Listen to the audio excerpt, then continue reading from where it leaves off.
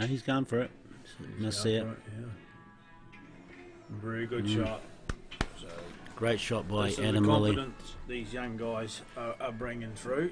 They don't have the fear that we have now.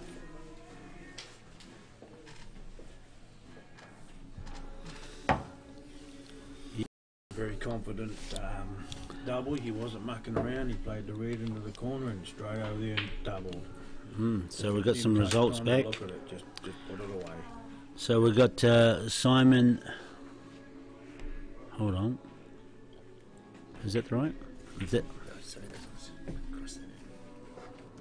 Oh, here we are here. Also, we've got Dave Bissett from Otago playing Mike Hayes from Canterbury. We've got a Hill game going on here. Dave Bissett, I know a bit about him. He's a bit of a handful when it comes to tactician play. Very delicate player, but he gets good results. Dave does. He's had a year off and he's just come back this year in the Super League. And yeah, more than welcome back into the team.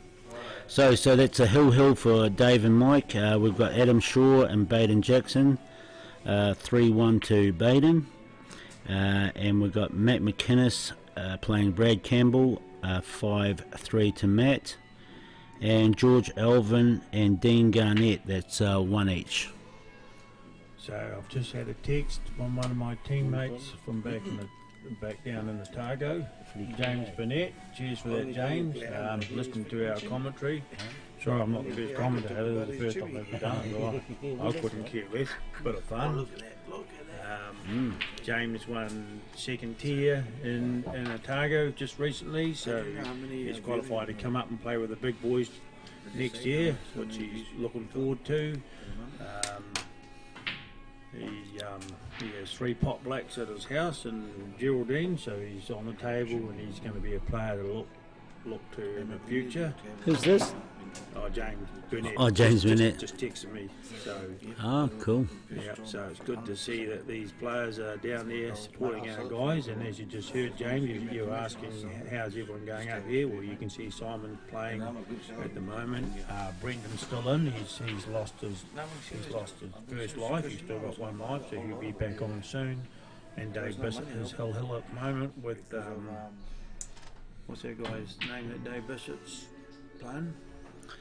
Mike Hayes. Mike Hayes. So they're Hill. So yeah, and as you know, he's one of our teammates playing out of the Crown as well. So you'll be wishing him all the best. So.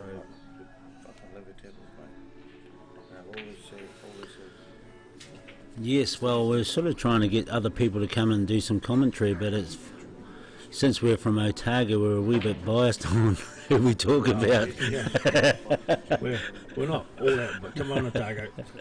Come on, Otago. I mean, we've got to be realistic. If Canterbury up here doing it, they'd be doing the same. So yeah, that's we're right. just taking our options. But hey, look, we want to see good pool, and if our guys lose, well, fair play to the other guy. Yes, absolutely. We're not going to rubbish anyone else. We're here to see good pool and all the best players in country, and that's what we're getting to see. So we're privileged to be here and be able to see this and even commentate on it, have our say.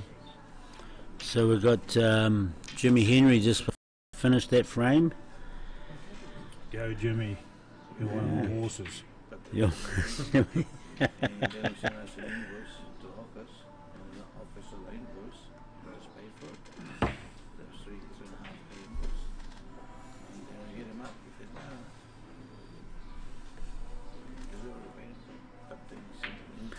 What is the score on those two? You don't know. On which one? Jimmy and it must be 1 each. But that's not right, to be honest. Because there's 2 of us right here, 2 pages. So it's a good day here in Christchurch again. There's not a cloud in the sky, sun's beating down, and we'll be heading outside soon to have me and Mike suntan lotion on and sort of darken up our skin. That's right. As the sun starts coming in. Yeah, take those shirts off, boys.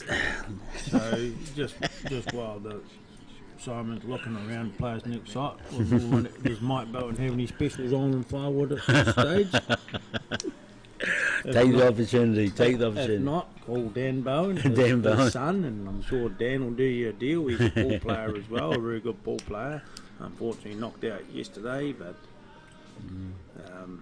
well known in the area. You know, playing for Canterbury, and his dad playing for Otago. So because I think it's one each, Steve and Jimmy. Yeah, right.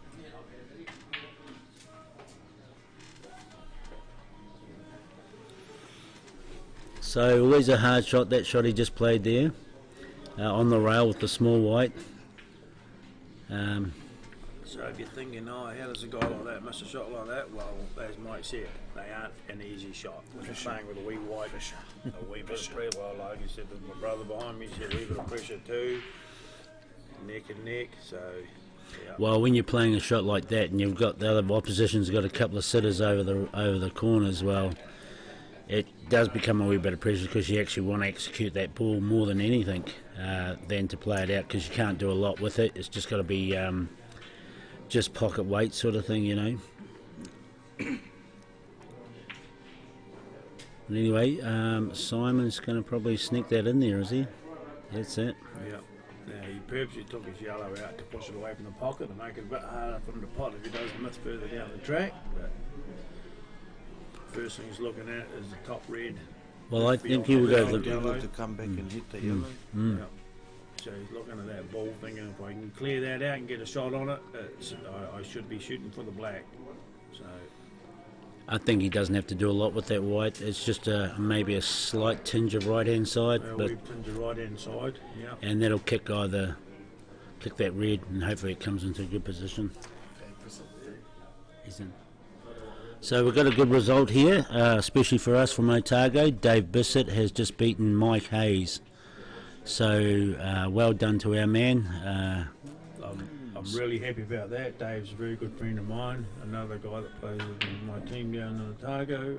Scottish guy, real nice guy, real humble guy to play against. Really humble. So Guys from Otago shouldn't be commentating then. It's one-sided now. no, of course we're one-sided. What? Yeah. Oh, speaking of one-sided, where you from, brother? Auckland, mate. Oh, how did you guys get on the rugby last night? You played at Otago. Who won that game? Oh, Otago. Bro, you're losing everywhere. You better walk away now. Yeah. But don't worry, brother. It's all good. It's all competition. It's all healthy. So I'm really happy for Dave. He was actually behind the entire way. Yes, he was. And this is what Dave does. He digs in real deep, and he'll play a very tactical game to slow you down. And that's obviously what he's done. And I know he'll be out there. He'll be sweating. He'll be thinking, "I'm glad that's over." And well done to him. Yeah, he's not one of the horses though. No. Still, I'm very happy for him. Very happy. So I'm sure Otago will be saying the same. he's a bit more dedicated than most of us at this stage, because he was first to bed last night, and you can see why. He needs to sleep so he can come along and be a bit more focused. Okay, so what I might do, I might just head on out to the other tables that are playing and get a result. So while he's gone, I'll do the deals on firewood for him, and they'll be good deals. So Mike will be flat out come Monday delivering a couple 100 metres of wood.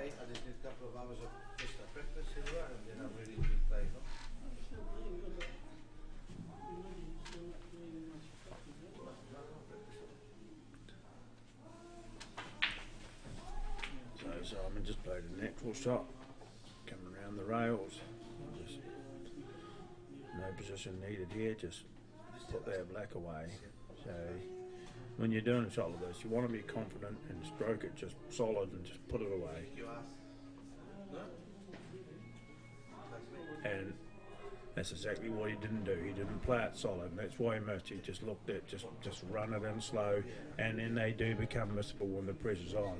I mean, that shot missed by a mile. He won't be happy with that. He definitely won't be happy with that. I mean, I've done it myself plenty of times. He should have played it a bit harder and just confidence put away, no matter where the white went, because there's always going to be something on. So Adam's now at the table and he's looking confident. He's thinking, well, I've been given a second life to win this frame, and I'll be surprised if he doesn't take it. He probably wanted to be a bit further up, close to the black, because now he's going to have to play that one a bit softer to hold for the other shots down to the corner. And there it is. The white, wee white, when you play them a bit softer, doesn't travel as far as the normal size white, but he's looking to see whether that yellow closest to the white goes across into that black. And he can play the other yellow down the corner. If he misses it, he can snook him from the black, and if he gets it, he's got the straight one. But the looks of he's playing bottom to come back. That was a confident stroke. Most people would have just pulled it just to the side a wee bit and played that yellow to the other corner, but these youth don't have the fear, and they're confident they're potting, and when you pull shots off like that under pressure, you feel good about yourself, and bang, there's the clearance. So like I said, it should have been 4 each, but Simon won, confident in potting that black, as he normally is, and missed it, and Adam now goes ahead even further.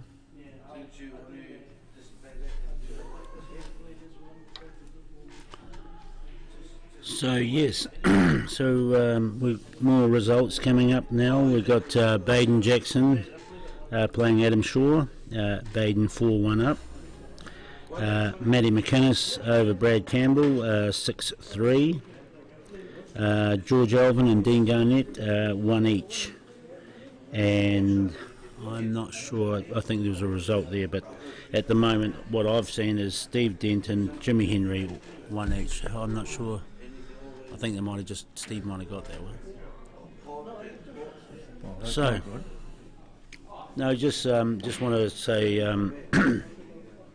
about Daryl Chambers. He's got the on queue around here in Christchurch. If you want any of your pool stuff or pool gear, he's got it all there for you. Tables, right down to the piece of chalk, you know. So, yeah, great guy to deal with. You want shirts like you see the Canterbury shirts, all the Super League shirts are through on queue. You can get your own design. His wife does it all. So if you want your own design on it, they get them all made. Nice feeling silky shirts. Yeah. And he also sells a lot of dart accessories as well, which I just found out yesterday. So, yes. So that's Daryl Chambers from On Q. You'll see a lot of his logos around the place on the shirts, accessories, pretty much everything. Oh, Adam. Well, playing a bit confident there. He was confident. He was putting it in solid. Unfortunately, he missed the pot. And Simon will obviously be happy about that. He gets a chance to come to the table he'll be looking for a start, which is my hardest ball. Can I clear it from here? And I think he'll be looking to clear this table. So we're going to play this last frame with Simon and Adam, and we'll switch over for a few frames of Jimmy and Steve. So as soon as one of these frames finish, we'll switch over. Is Brendan then going on? No, it's just this game over here, Jimmy and Steve. Okay, looks like it. Yeah. Looking like Brendan might be jumping on to one of the other tables. I can tell those shiny shoes anywhere. They look like they're vinyl, they just glow. Oh no. Okay. Well, Simon's looking like to have a go at getting the mop out and finishing this. He had a wee bit of tinge of side on that.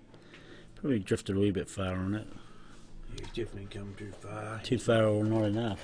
Yeah, he's not happy with it. The one closest to the rail, at the top of the D there, I think he'll be looking to hit that across. And I'd say so. At a pace if he doesn't get it, he's blocked the pocket from that other yellow. Well, no. He's going for he's not blocking, he's potting out. Well, that surprises me. I reckon he'll change his mind. I think he'll go and block that pocket. Yeah, he's undecided at this stage. Because if he blocks that pocket, he either gets it and the white will come out and it'll be a much more nicer shot.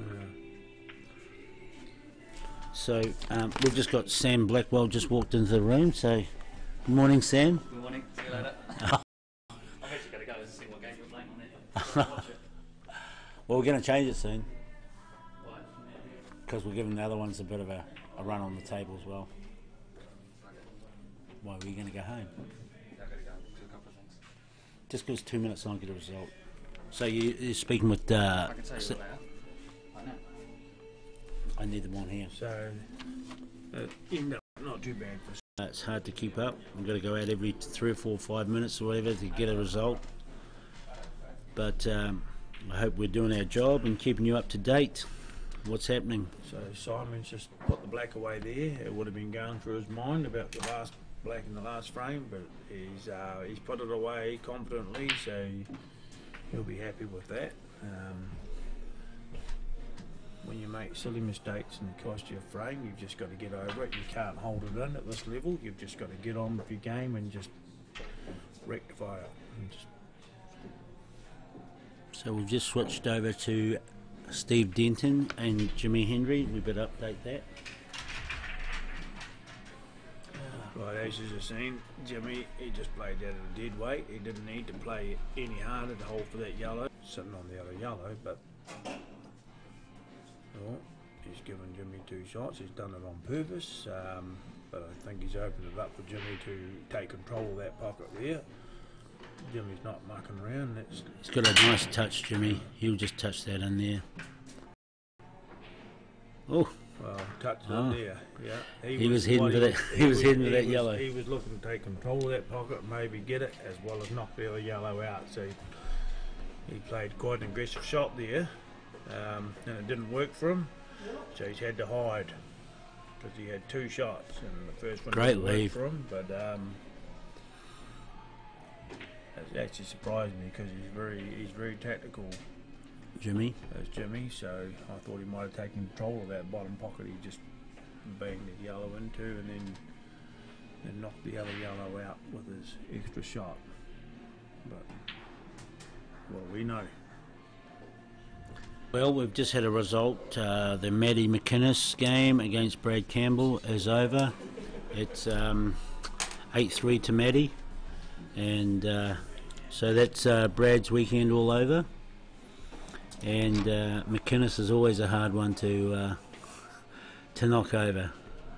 He doesn't muck around, old McInnes. He very aggressive. One of the aggressive ones for a few years now. So In fact, he's just walked past us with a look on his face like, did you see me destroy him?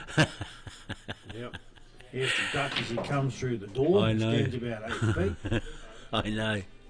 And when he's carrying his cues with him, they look like they're just little chopsticks. So, but he's got his eye on this title. Yeah. And a lot of people would like to see him win it. Mm. Well, you know, we were just talking to... I was listening to Alex Stone's interview with Brad Campbell the other day. And they were talking about the people who win it, and Brad was talking about the Pommy boys. You know, they've got and the European boys, they've got a great game. They know this game inside out. They're brought up with it. So for us Kiwis, it's a bit of a hard one to string along with these with the Pommy boys like Denton and Jackson, Singleton. You know, they've all won it. So we're just waiting for a Kiwi to come through. So hopefully McInnes can do it, eh? Well, or Brendan Noon. or Dave Bissett first. Yeah. Well, or Simon, our other man. But outside of that, we'd like to see a Kiwi boy win it. Yes. And they're certainly pushing for it this year. There's no 2 ways about that. Oh, what a great shot by Steve Denton. Yeah, it was a good shot. That was his problem balls. So now the rack's there for him to clear. I'm not sure of Steve's history here in Canterbury, but he's definitely I'm picking he's number 1 here.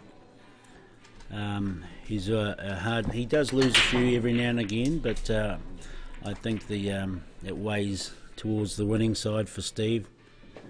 Nice, once again, a humble guy, just cruises along, you know, and he always sort of talks about the other guys, how good they are, but forgets about himself. But that's a good thing, because it's another nice doubles here. He held that white nicely. But yeah, no, good on Steve.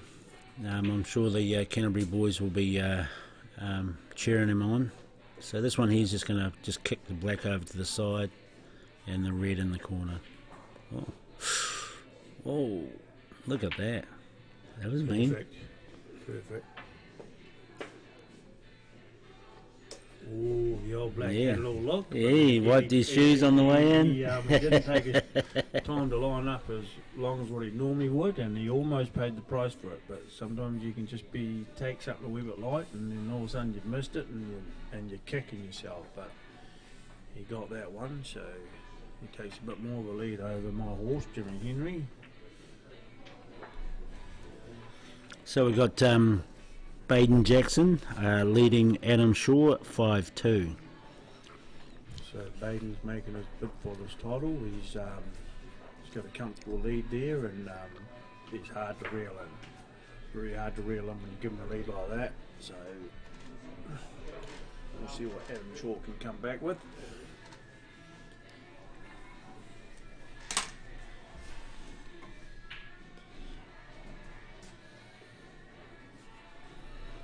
No, we'll switch over the other game. Actually looking at Jimmy from behind, it looks like Marcellus Wallace.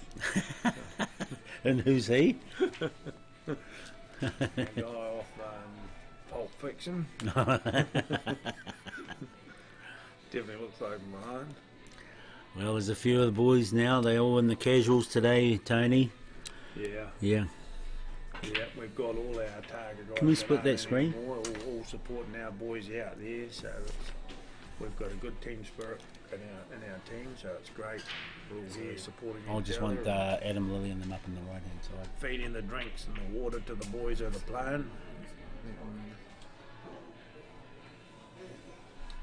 Oh, and how do I change it back to the other way? To Adam. And, So oh yeah, and that goes to that way. And then, yeah, and then it goes back to that. Yeah, cool. So sorry about that. We'll give the Steve Denton and the Jimmy Henry another couple of frames, and we'll shoot you back over to the Adam Lilly Simon Singleton game.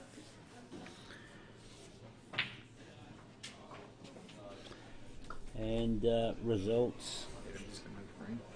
So we've got Adam coming back on Baden, 5-3 to Baden. So I wouldn't wipe Adam Shaw out of the game yet.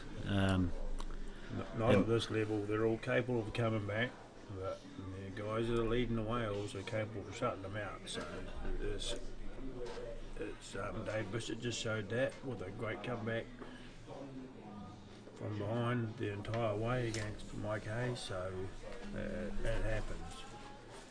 But certainly when you give these guys a lead at this level, you've certainly got some work to do to get back into the competition, but it does happen. Well, that was Barry Appleton on the screen here, lifting the magic rack up out of the way, so some players don't mind them being there. You play the wee wide over it, and they can force them to change direction or weave it, deviate if you play a soft shot, so they prefer to have them out of the way.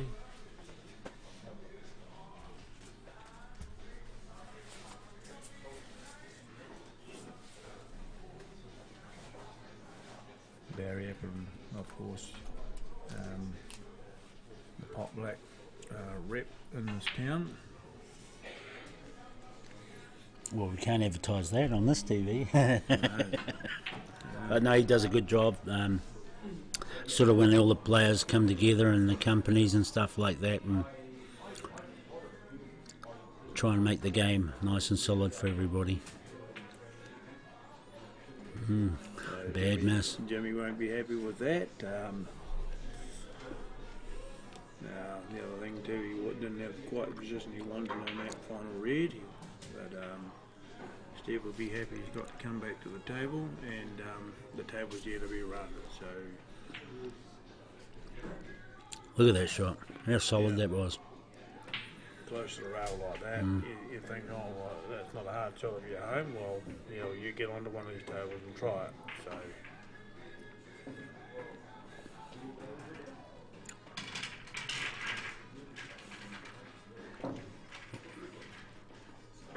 if you're looking to play this one yellow in front of him and come round off the rail to play the other one into the same pocket, and you know, just go about his business to finish this rack.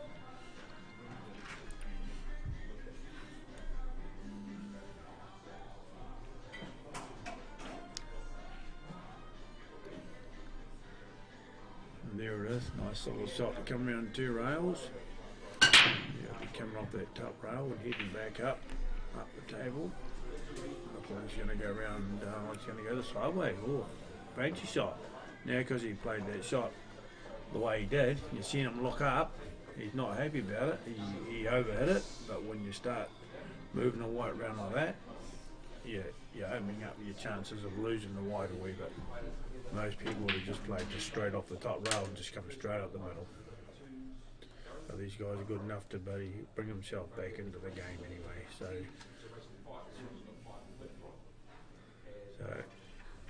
he's lucky there. That's not where he wanted to be going, to that top corner, but he'll take it. But he was definitely playing for that yellow to go into the middle. But that's the beauty of this game. Sometimes you overplay and you've gone too far. I'll take it that pocket. So he's taking his time to set again, because he's got himself out of position in the last 2 shots, and he doesn't want to do it on the black. He'll just screw back a wee bit and take that black to the middle. Ooh. He's not happy about that. I don't know what he's trying to do there. I thought he just screwed it back off that rail and come back half a metre and straight shot over to the middle, but that definitely didn't work out the way he wanted.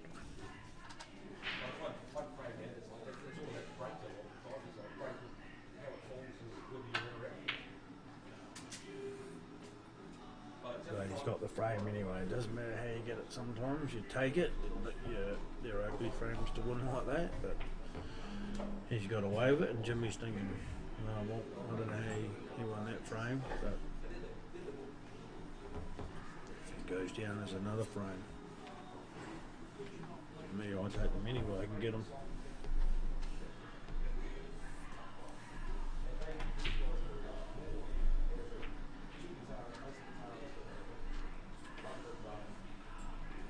So they've obviously stopped for I've got Daryl to my right here, so Daryl, can you pop me on to the other game please, because this one they've stopped for a toilet break by the looks of it. So they were over with Simon Singleton and Adam Lilly, and Adam's jumped out to 6-4. Simon's at the table, I'm not sure what he's on yet. Obviously it's red.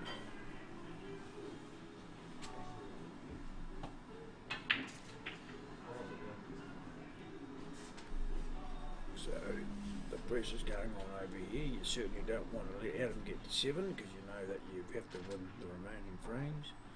And that's in Adam's mind, let's just get the 7, so I've got to force him to take the rest of the frames out. So he's just played that shot, he played it the way he wanted, he didn't really want to put it in the pocket. Okay, so we've got some results here. So we know about Adam over Simon, 6-4. Steve Denton over Jimmy Hendry, 3-1. Dean Garnett and George Alvin, 2-1. And we have Otago versus Otago, Dave Bissett versus Brendan Ning on their last life. So that's a win-win situation. So yeah, I mean, you've got to cheer for both of them, so we probably won't say too much, but I suppose if they're getting this far along the line, they have to meet up somewhere, and it's just the way the game goes. So best of luck to both of them.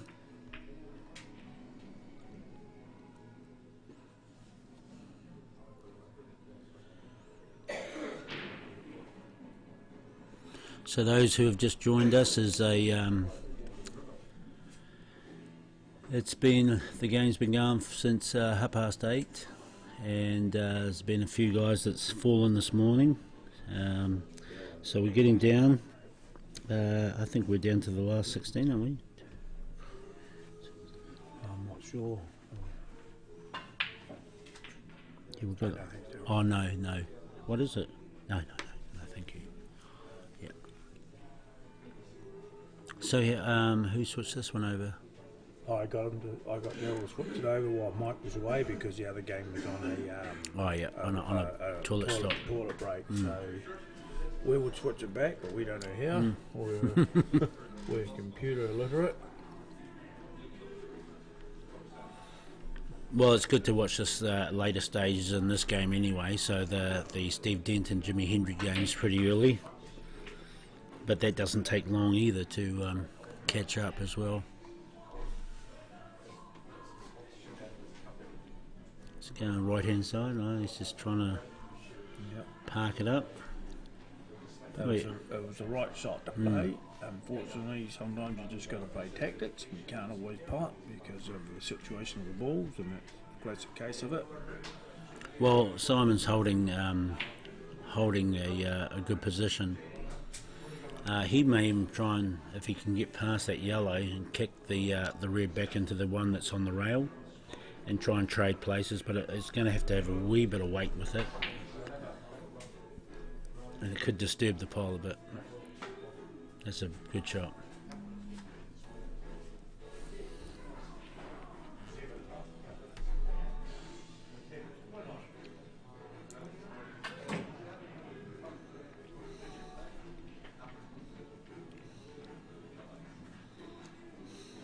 So it's a very good shot by Adam. That's exactly what he wanted to do.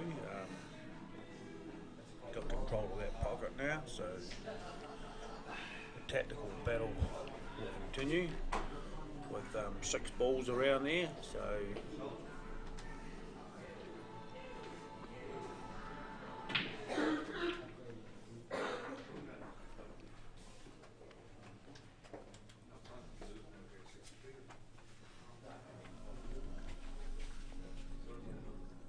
What's his mate?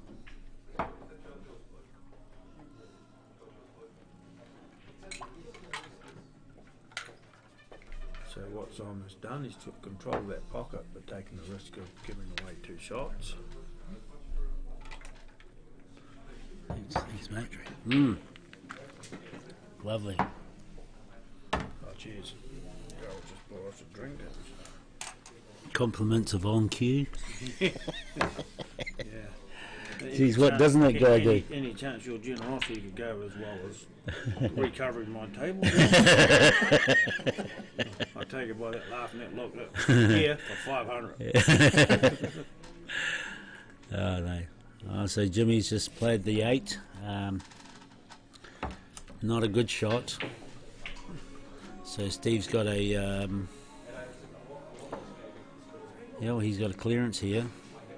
I think that Black's not holding those 2 reds, so I'd say Steve Denton will clean this. Oh, look at that.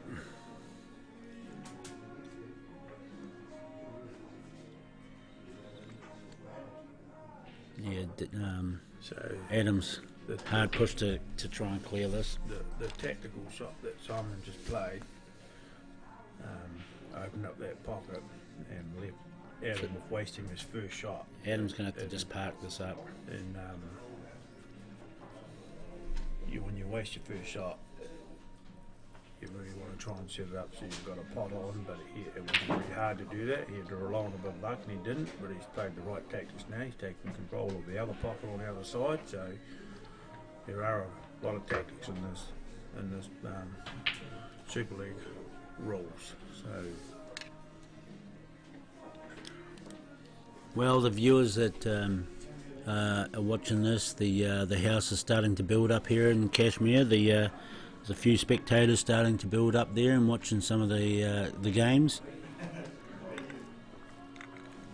So if you're close and handy, come on down and watch some of this live. So it's always nicer to watch it live than on the screen. But then if you can't make it, this is the next best option. Wow, Steve Denton just played a great shot there, but he's sort of not getting his mark, so to speak. So I would say he'd probably put a snooker in here if you can see it up in the right hand corner. So Simon's looking at that red, and that's it. He may be looking to double up and work and walk the other end, maybe. Yeah. Get it out of there. Played safe because he knew he was going to leave no finish. So the tactics continue.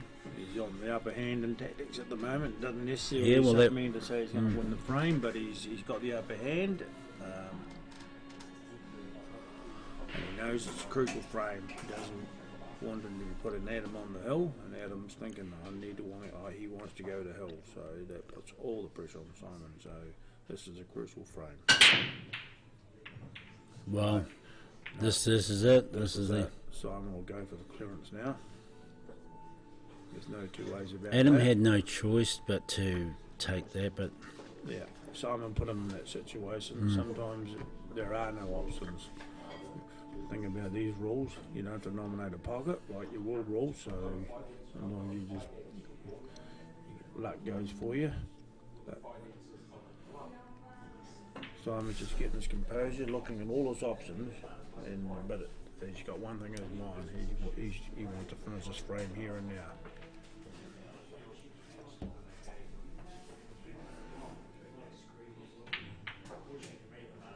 great shot there by... He played a great shot there.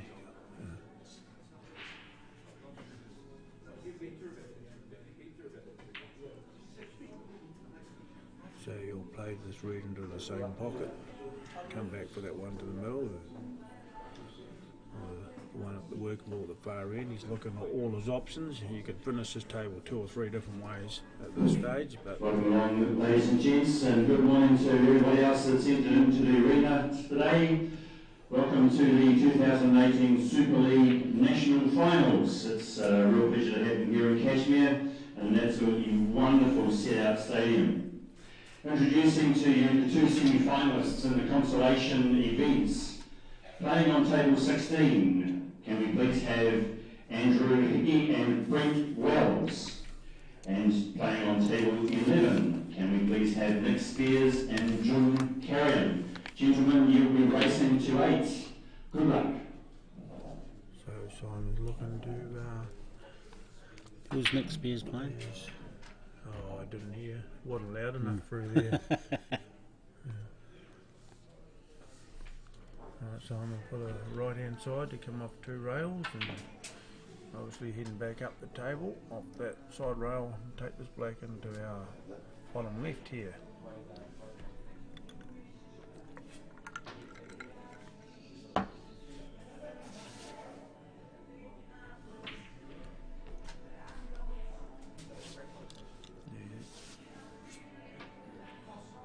And there it is. He's come too far, but it's still a very potable shot, but he won't be happy that he's come that far. But all he's got on his mind, he doesn't need position, he just needs to make the pot. So, Just close to an in-off there, but yeah. Even if he does miss it, he'll probably park it. Yeah. So he's scraping the table, and all he's doing is just getting his composure after getting out of position a wee bit, looking around, and get down, focus on the pot, and just put it away.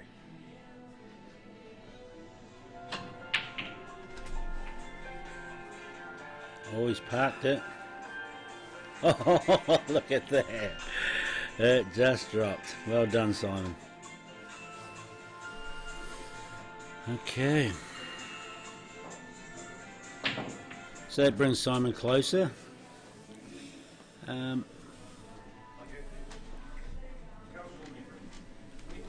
So we're back to the Steve Denton game. He's been battling away here, Steve, at this frame, so It's a hard finish for him, especially with the black over the hole.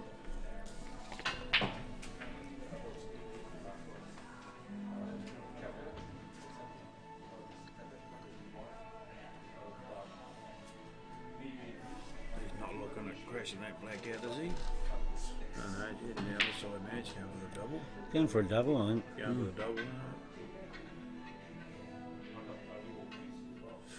He had nothing else left. He had to have a go at it if he That got was a there. do or die. Oh, well, he actually got away with he it. got away with a wee bit, but Jimmy will come off the side rail and kick it in. Just enough, wee bit of left. Yep. Oh, hold all tickets. Holy heck. I'm afraid he's just lost a frame through that. Unlucky. Jimmy won't be happy with that. And I'm not happy with it because he's my horse. When you do this, I'm busting to go to the toilet. Shit. Bloody busted my age. So, welcome back, Spearsy. Had a bit of a break off the mic. So we've got Steve Denton and Jimmy playing tough as Steve. Jimmy's trying to get in the game, but he making a couple of mistakes, and Steve Denton capitalising on it. Yeah, thanks, Mike. It's the first time I've seen Jimmy down all weekend in a match. Yeah, interesting to see how he responds to that.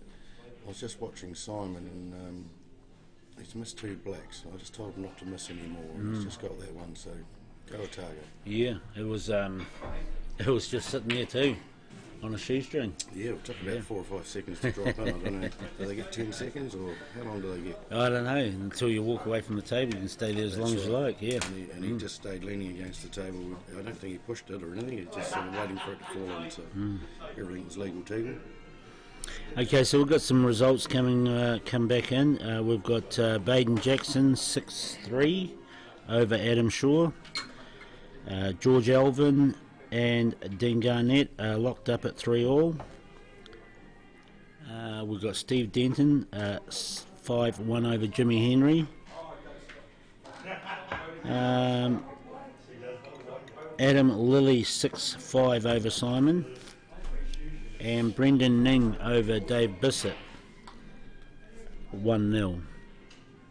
So there's your latest score.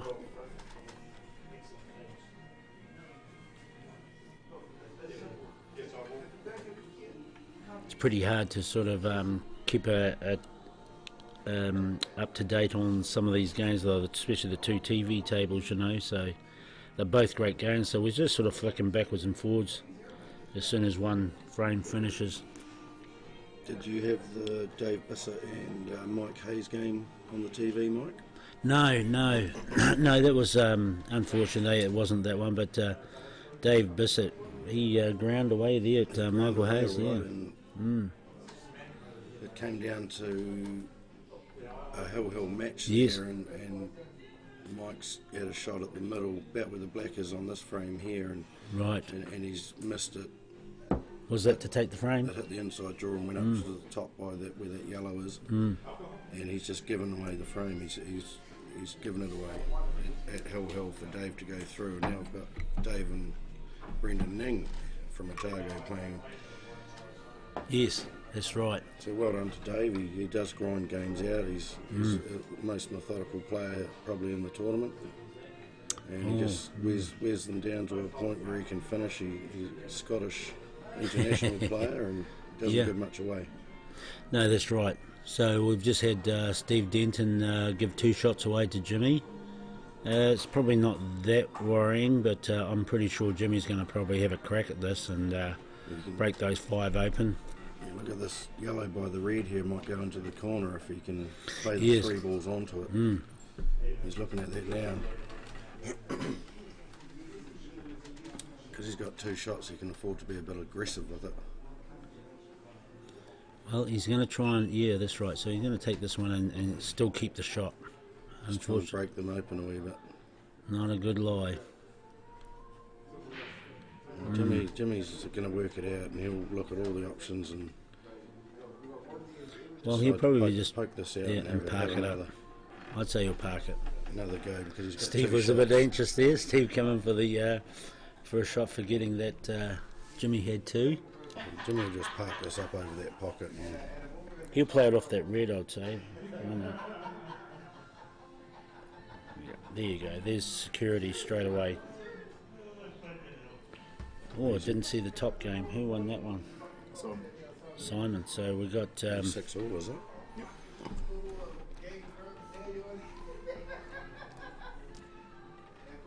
oh, Simon grinds away, you know. Adam was all over him there for a bit, but you know, like to say, all these players know how to come back from the dead. Adam's in full flight today.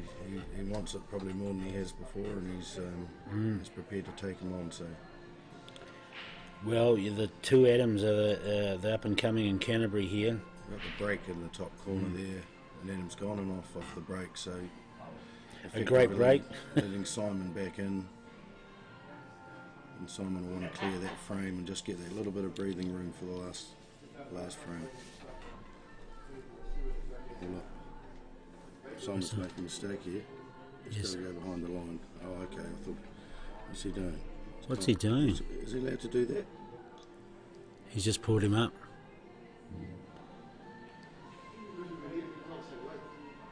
But is he looking where he wants his white after he's played it behind the line? Or I don't know. I think Adam might have just reminded him then. Good sportsmanship. He could have let him go and just played that shot. Would that be 2 shots against him if he Yeah, played straight the away. from there? Straight fell straight away.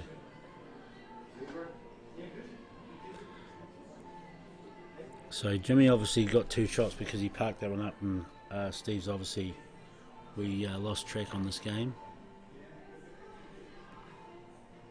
Well, I would say that Steve's put the red onto Jimmy's yellow and given him that's right. 2. Well, here it is. This is a clearance for Steve Denton. And a sort of a bad miss by Jimmy. Well, if this red goes in the corner, and it looks like it does, he doesn't have to do much with the white. Just Look at it. Nice and simple. the black goes in that same corner that red just went in. So it's a nice, easy one to get the white back up towards that middle of the table area. He doesn't want to touch any ball. He just can't quite get enough angle. Plus, playing over those balls, he can't get a nice stroke on it. He's going to have to power that shot through. Steve will just take his time and make sure he makes no mistakes. He knows this frame is going to give him probably the Edge. checkmate sort of scenario. So Look at that. he's played that well. Like there wasn't much going past those 2 yellows. Well, ultimately, he wants to land on that red. Pretty much where he is, and then he can just straight poke, bit of screw, and give himself an angle to get on the black in the middle or the corner. Just going to fold slightly on this. Nice wee stun shot. Well, screw it back he's a a wee bit. bit straight on it. He might have a couple of looks. No, he's got a good angle there. Is he? Beautiful. It's getting closer to the end. He did exactly what he didn't want that though. It's good enough though. So we'll go back to this other game. It's getting pretty tight over there.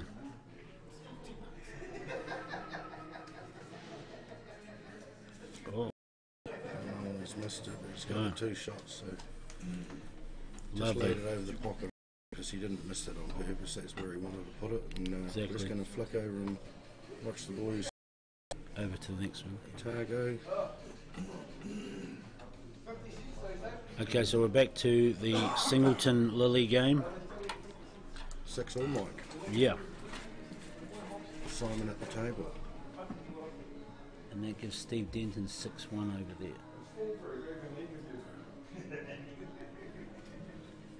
So folks, if we've got to change it over, but we're just trying to please everybody. They're re-racking on the other side.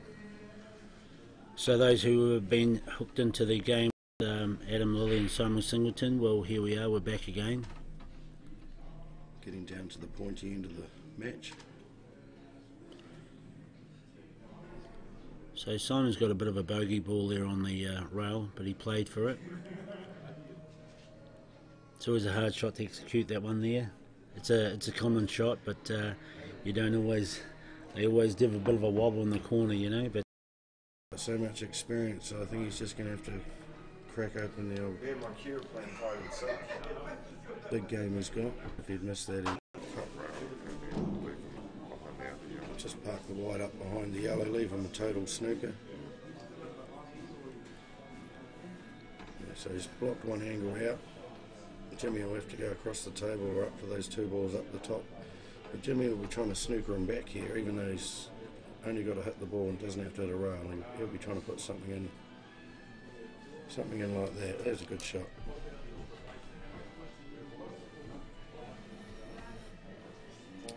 The same for Steve. He doesn't have to hit a rail here, so he'll come off the top rail and just put the white gently onto that bottom yellow, I'd say. And he's going around there trying to hide it that way. Yeah, here it comes. Look at that. Great shot. Slightly hard, but still a great shot.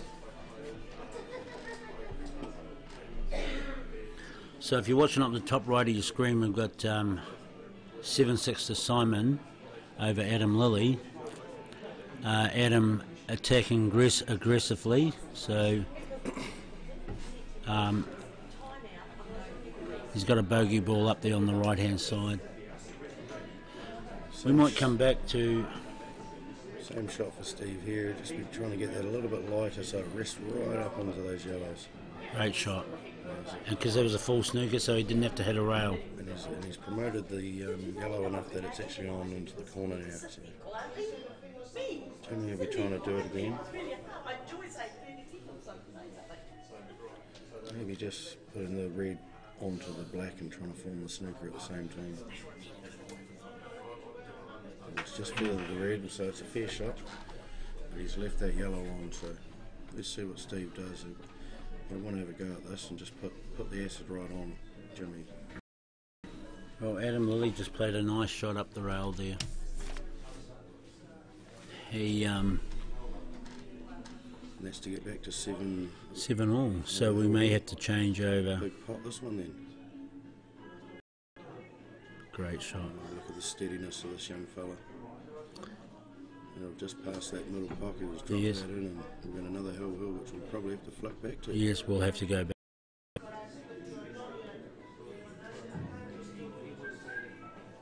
He's made it. So what a great clearance by Adam Lilly. If you're watching that up on the right hand side of the screen, it was great.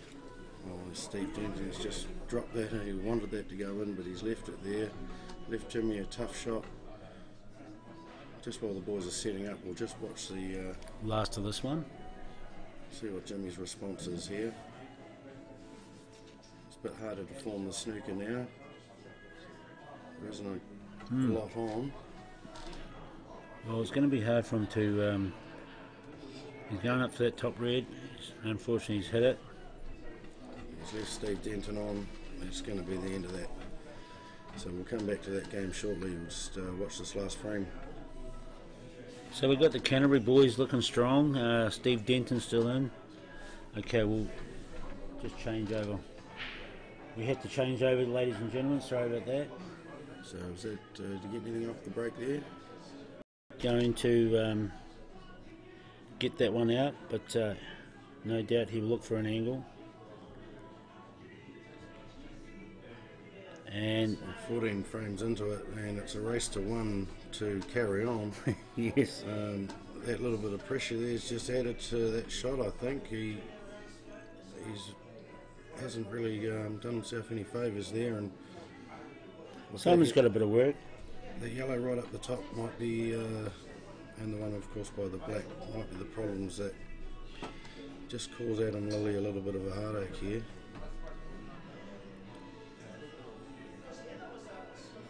Will Simon do a double for the first shot and click the bottom red out? Oh, that big bag there. Yeah, it's a big opener there. If he can get that out, they're all on, and I think he it'll is. be game over. So here we go, folks. Oh, chicken. I smell chicken cooking. He's just gone for That's big why we're safety. still sitting down and That's doing right. commentary. You've got to have a bit of discipline in the game to do that. Young Adam's looking pretty confident. He's got to swerve this around the red. He's jacking it up a bit, and he's gone safe as well. I was trying to get him behind that yellow. Well, neither guy really wanted to give anything away. Well, it's holding both of them up, so they're just going to kick around and start working the balls into their favour. And who's got the guts to get that bogey out? Yeah. So who gets to the better positions? Like possibly if he got a yellow up there and the one on the top rail to hold that red, then he could possibly have a go at that. So they need to, get it. Either one of them. The problem with the split down there, Mike, is if he comes and hits the red first, the yellow's going to bounce off the rail and kick that. Come out into the black. So they can't afford to have a good go at it because they sink the black, they lose. So it's going to have to be broken up reasonably softly, if you know what I mean. Unless they both of them get a ball in that pocket, which they're probably looking for, either one of them. Yeah, well, 2 shots, and that's the game we're playing. When it's a scenario like that, you give away 2 shots, you're allowing them an easy shot to get that bad ball out of there. Simon's left Adam on here, and a young fella with no fear, he's probably going to try and secure a pocket or have a go, one or the other. So we've got some results just come in. We've got Dean Garnett playing George Elvin 5-3 to Dean. We've got Steve Denton 7-1 over Jimmy Henry, and we've got locked in at 7-all here with these two, Simon and Adam. And we've got Brendan Ning and Dave Bissett fighting around the back there at 2-all. And Nick Spears and June Currian playing 2-0 to June. And Andrew Hickey with Brent Wells. That's the plate round. Yeah. 2-0 over Andrew Hickey. That's the quarter, and you've got John and the other one. John and Nick Spears and the other one. Semis. For the consolation. Yeah. So that's the semis there. I actually managed to get a match off both of those fellas, so yeah. That's my only 2 wins for the weekend. But gee, the competition's so tough up here. I know. Just enjoying learning, watching, and as you guys at home be watching and going, well, what's he going to do? What's he going to do? But we can try and guess what they're going to do, but we don't always get it right. I think Simon's going to have a go here.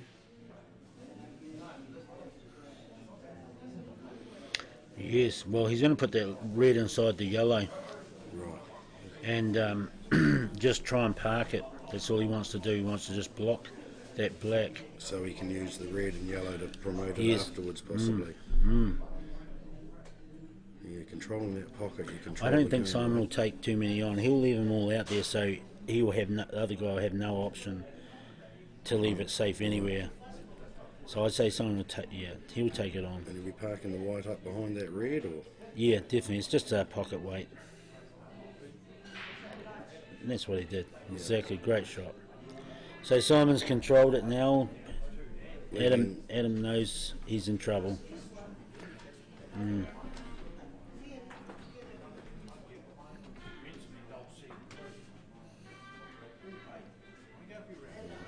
Adam's loaded the gun and he's ready to go.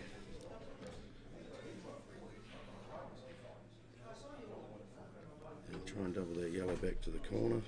I think he's going to. No, he's just going to play the yellow into the other yellow and leave the white right on the black. Yeah, tuck it right in there. Try and get the 2 shots. He's an aggressive player. I wouldn't be surprised if he has a crack. I don't know. All right, Mike. Good call.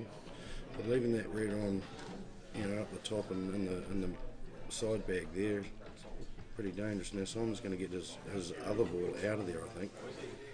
That's right, but I can see what Adam's going to do. See, Simon won't play that. I'm pretty sure he won't play it, because if he plays it out, that'll give Adam the option to block the black with the 2 yellows, and then that gives Simon. Here we go. He is taking it. Trying to pop that one over the middle as well. $1 each way. I'd say Adam will come back and block that black. I'd be surprised. Well, it's pretty blocked anyway. But if he wanted to really secure it. There we go, he's playing down towards the black and problem ball. And that's what he wanted to do. Yeah, it's a great shot by Adam. Just changed it around, put himself back in the game, but not doing anything too much, just enough to cause a wee problem for Simon. But and we've got Steve Denton 8-1 over Jimmy Henry. Too good. Well done to Steve. yeah, well done, Steve. He's played well there to beat Jimmy by that sort of score. Yes, Has Jimmy still got another life, or? I think so. Yeah, good. Yeah. Good. It's a shame to see the good players having to play each other and get straight out, so the two-life system seems to be quite popular. Yeah, well, that's right. I mean, you know, like Jimmy's, he's been called the tactician guy, and he's always been a tough player. But Steve Denton's got that and the ability to strike out, and you know, he's a pretty tough man to beat. He's pretty tough around here, old Steve. So, so we've got Adam Shaw just come off the table, playing Baden Jackson. How'd it go, Adam? Pretty tough run. Yeah, it wasn't the best match for me. Baden played really well. His break was excellent, Nice. making loads of balls. And I probably just made a few sort of careless mistakes, sort of mental errors type thing, and yeah, just can't do that. So went down 8-3. But yeah, it's tough. It's tough competition now at this stage. Everyone that's in it's excellent players, so it's going to be tough. Whoever wins is going to be really tough, and there's going to be a bit of a wait for a few of us now. So. So that was your first life, you say? Yeah, that's my first life. Yeah, sorry. So I've got. I'm waiting for a match to finish, and then the winner plays Matt McInnes, and then I play the winner of that match. Nice. So there's got to might be Jimmy, is it? You go back in the No, games. it's George and Dean. I play the winner of George and Dean. Is Jimmy gone? Like it's Steve Denton just. Was he playing Steve? Yeah, Yeah, I just think terrorised him. Steve won. Yeah. But then, so Jimmy will be in the one loss side still. Yeah. Yeah. It's going to be a long day still. It There's is, a lot of yeah. games to go. There's a hell of a lot of games, and this Give us a interesting commentary finish on this. Yeah. So is Adam on the yellows? Yeah. Not my speciality, this kind of frame, really. Horrible, isn't it? Like it's a 50-50 at the moment. Yeah. Yeah. If Adam looks like he's going to attack. Well, Red needs to get out of the way. It's a bit of an unfortunate. You've got to be so patient with these rules. well, I It's don't so know if I hard. would have taken that, No. would you? I would have made another shot. The only reason that I might have been tempted is just because I'm not the best tactically, so I try and avoid those type of frames. But I'd have been reluctant to attack there. It was going to be pretty hard for him to get on that next yellow and break everything out. But So what's he going to do here? Just come off the top rail and snuggle in behind the yellow, or? yeah, You may create a foul, come off the he black and into the yellow. could deliberate foul, Yeah. tie things up. But the reds are so open that you think two shots, unless he makes sure he doesn't have a shot for his first go, he's going to, with two visits, I think, no matter what he does with the black and the yellow, Simon would be favourite to clear up. So I'm tempted to try and at least. It's hard if he goes off the bottom. Can you see that yellow? Maybe. If you can see that yellow, He's got to get this he right. can't see it. If he doesn't get it right, He's got a it's nestle game. on it perfect here, hasn't he? Oh, he's gone. And he's hit that Wow. pretty hard. Did he have two shots? He didn't have two Yeah. shots. I don't know why he hit that so hard. Yeah, that was. There's a little bit of a practice run out. It's hard. Sometimes you just don't see a shot. You know, you wonder what. I had that in my Do you think he was going for the big bag up the top there, trying to yeah, possibly, yeah. cut it up there? Well, my thoughts now is he's going to get the mop Simon's, out and yeah, finish I was going up. to say Simon is favourite to clear these. Obviously, it's tough under the pressure, 7-all, race to 8. But if I was a gambling man, I'd be backing him to clear these up.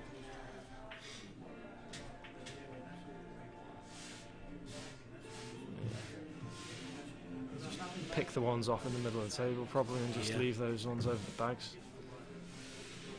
It's just a nice running shot through to that middle there. Yeah. Simon needs to finish this to stay in the competition, so he'll be taking a little bit more time and just making sure he doesn't make any mistakes. Well, for one of these boys, it's all over in the next few minutes. Simon's just laying the cloth down there in case the white runs off or he gets a kick. I wouldn't be surprised if he gets the white ball cleaned at some stage here.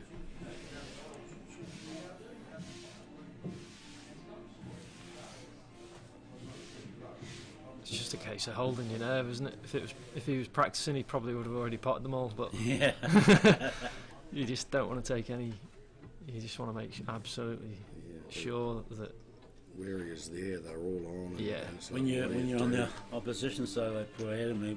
You'd be looking and thinking, "Oh God, this is slow death now." Yeah, you know. I know.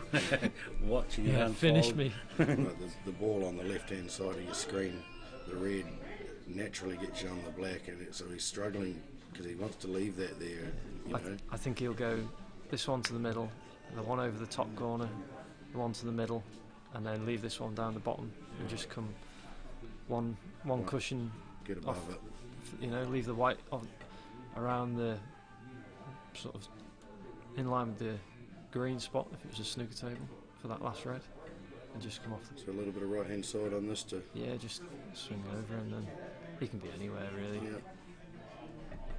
You just I don't know what thing he could have gone closer to the rail, make it easier. I think he can just stun out, sort of a foot. Yeah, he'll punch it hard. Yeah, that's perfect. There you go. So, elementary, one rail. Just don't get a kick on this Yeah. one. Don't get a Just kick. land about there.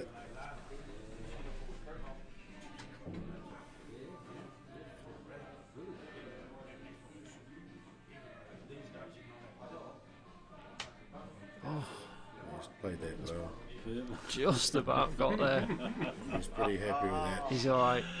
He won't miss this, but he's only just. Another half an inch this way, or would have been half? Yeah, He has to you're right. commit If to that them, stopped so half an inch shortly, knows, possibly wouldn't be on. He's a bit lucky there to get the posi in the end, so if he doesn't commit to this, he's going to leave the white on for the yellow, so he just has to take his time and stroke it in like he normally does. Yeah. He may even go for a snooker. Oh, I don't think so, Mike. Not at 7-all. When Yeah. you got this, you don't want to walk He'll away cut this thinking in. what if. You just hit it as thin as you can, basically, almost, you know, and And he's nailed it. Good on you, Simon. yeah. Well, so that's the end of. Simon moves on, and I'm not sure if that's Adam out or It is, yeah. he's gone, is he? Yeah. Oh, well, next year, Adam, you're a great player and keep it up, mate. Yeah.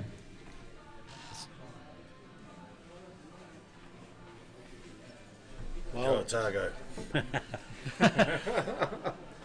So we'll be back in a minute. We'll just go and check on some results. We've got John Saundercock joining us shortly. Morning, John.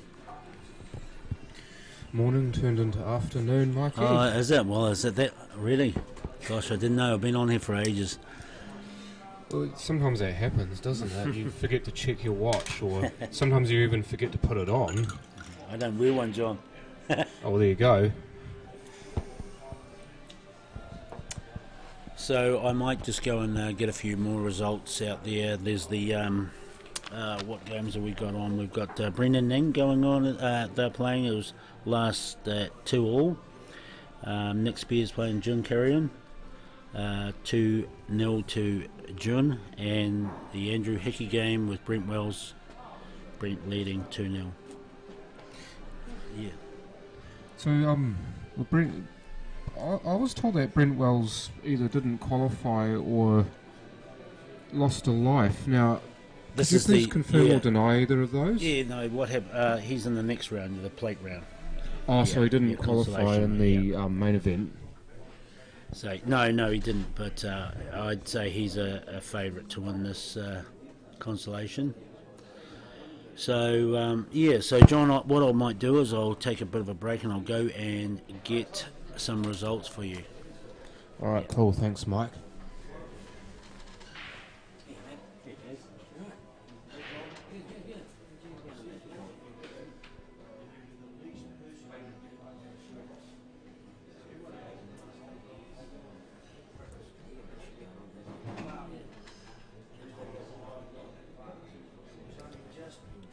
Just a bit of an interlude here as we wait for the next televised matches. I was only here for the last few shots of that Simon Singleton Adam Lilly game, and obviously if it goes hill, it must have been a great match. It's just a bit of a shame for Adam that he's gone, but he's such as Paul, and he's a pretty philosophical sort of person, so he'll say much the same thing as I have. Had my chances, didn't convert, all that sort of thing, but he'll come back stronger. He's an awesome player. I mean, that doesn't really need to be said. If you've watched any of his games, then you'll know how good a player he is. I remember first meeting him or first watching him play at the 2013 Clubs New Zealand Nationals in New Plymouth, where he was originally playing out of. Of course, now he plays for Kashmir, but he used to play for New Plymouth, and he was only just turned 15 at that point, and you could see something special in him then. I believe he got to the semi-final of the Pairs that year. I can't remember who his partner was. I think his partner may well have been the man who coached him as a junior. Just forgive me, I can't remember his name off the top of my dome. But just from watching him play, you knew that there was something special in him, and he'd had all that time on his side, and now at the age of 20, he's going and winning tournaments.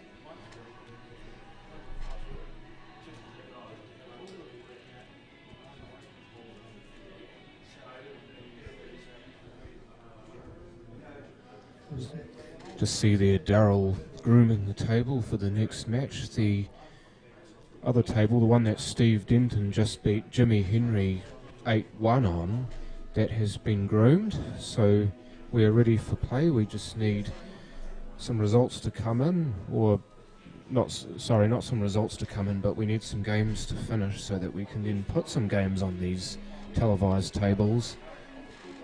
Here comes Mike Bowen back with some results.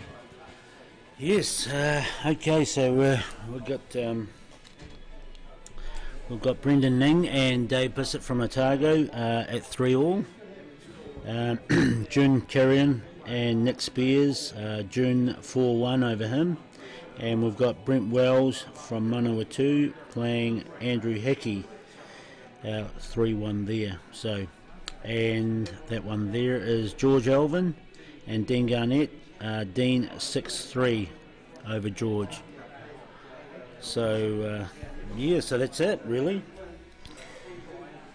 I don't actually know who's still in and who's out at this point, so could you please fill me in on some of the thrills and spills of the day? Well, it was a good match against Brendan Ning and Baden Jackson. They had a bit of a fight. Brendan let 2 early frames go, which could have made a difference against Baden, but he gave Baden Jackson a bit of space, and he took advantage of it and caught up to Brendan and beat him 8-6. So that put Brendan back into the other one life left. So he's playing Dave Bissett at the moment from Otago, which is he's on a second life as well.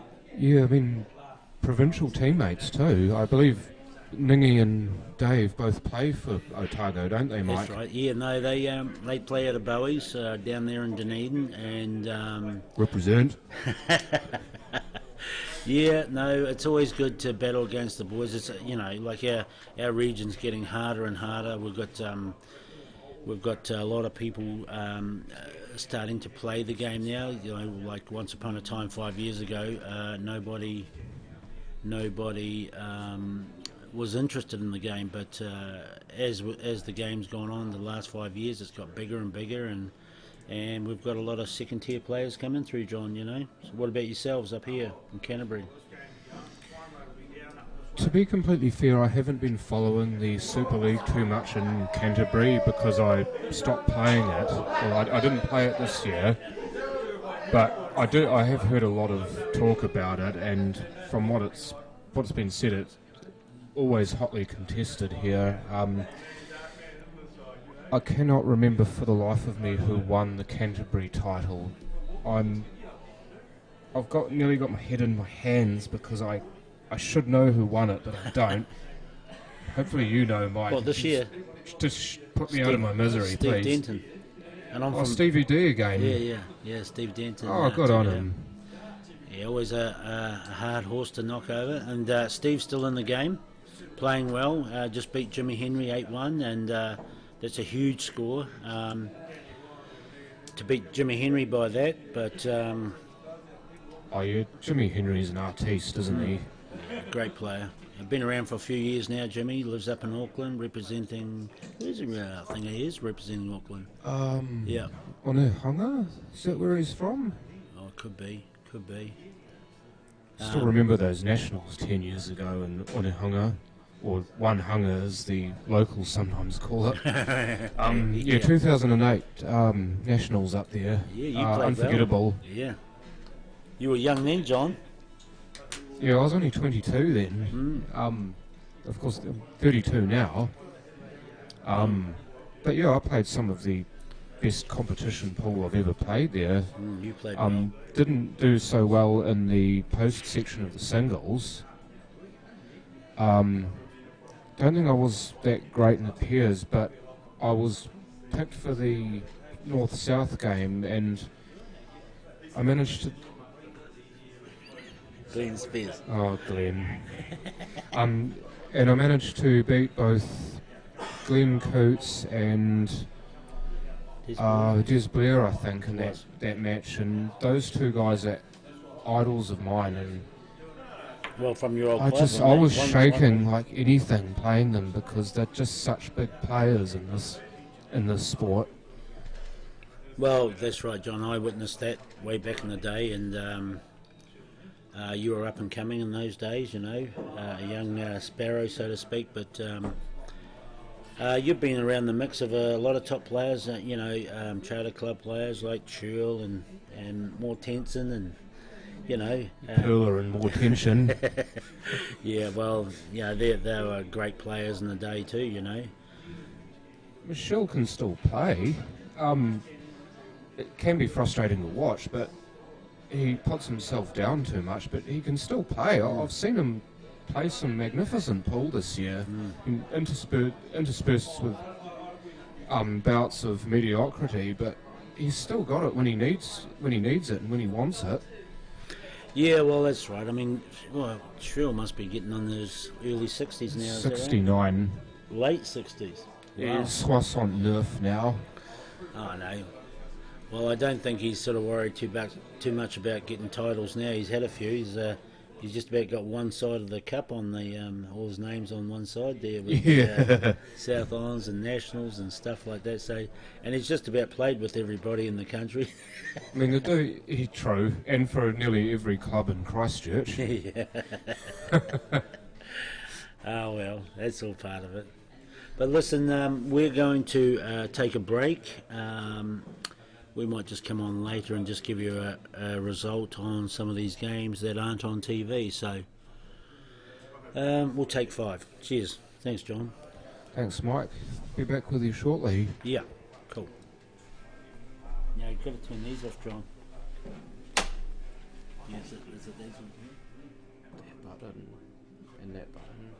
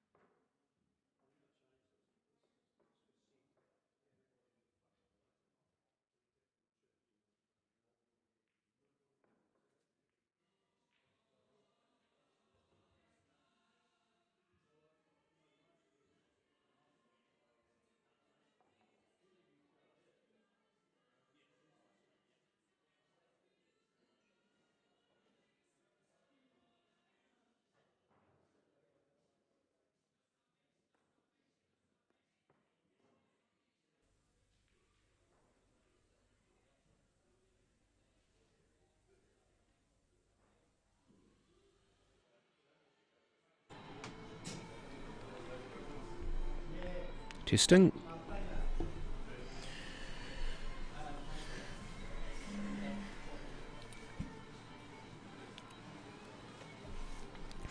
And welcome back, folks. We finally have a game on a TV table, yippee.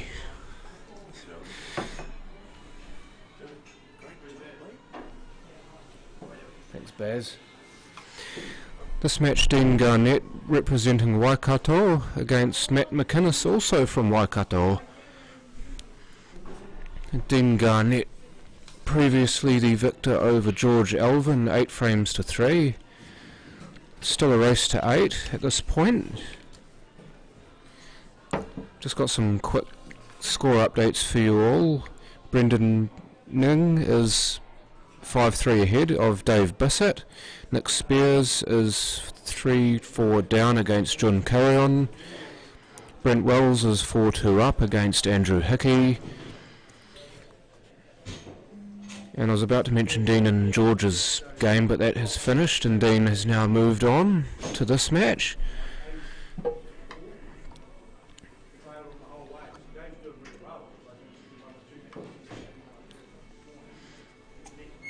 I've heard a few players and tournament staff mention that it's been a little bit slow today.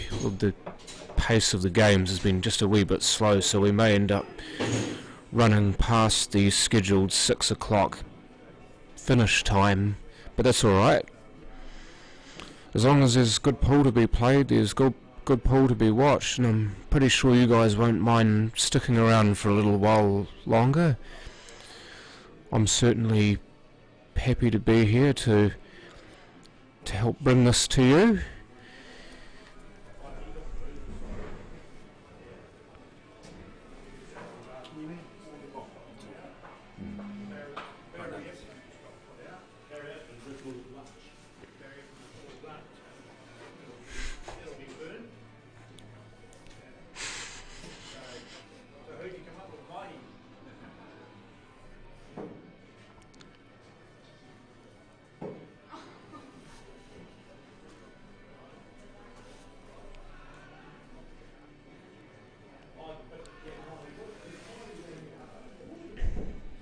And here come the players now approaching the table.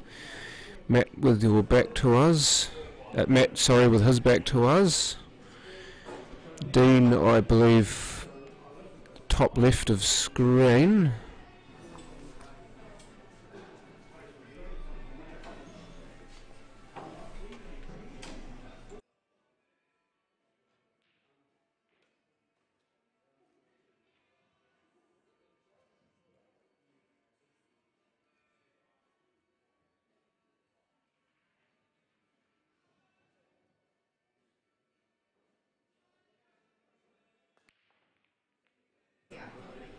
And we have a break. Just turn my eyes away for a second. We have a break. It appears to be dry, which is very unlike Matt McInnes. You can see the massive spread that he got on the balls, but none of them wanted to find a home, so Dean will approach a really lovely looking table. At the moment I'm rolling solo, but hopefully somebody will come and join me in a moment. I'll bring this to you as is until somebody does come. Dean playing reds, pot in a red.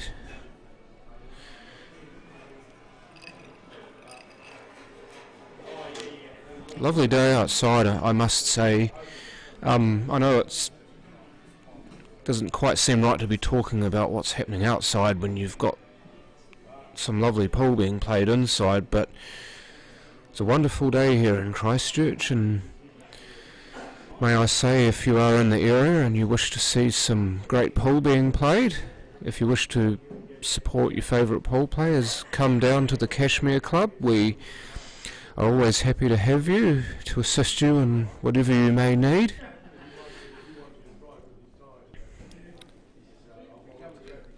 Dean Garnett at the moment just was looking to see if that red in the bottom of the table, as we can see it, passes the yellow. It doesn't appear so at the moment. always the possibility that the red near the middle pocket may be used to get that red away from the yellow at the bottom of the table. But at the moment he's got bigger problems. It doesn't look like that red in the middle of the table goes to the left middle. If it does, though, it's in good position, or the white should be in good position for that split I mentioned earlier.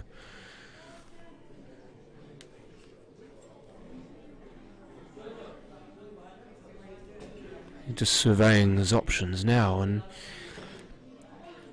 yeah, it looks like he's going to try and cut it in the corner.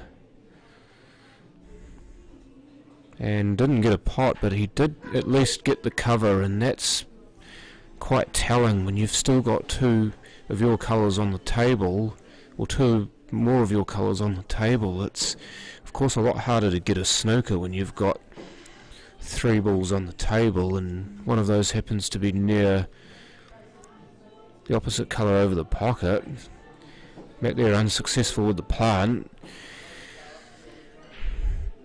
But it does allow you a bit of freedom with the other balls that you have.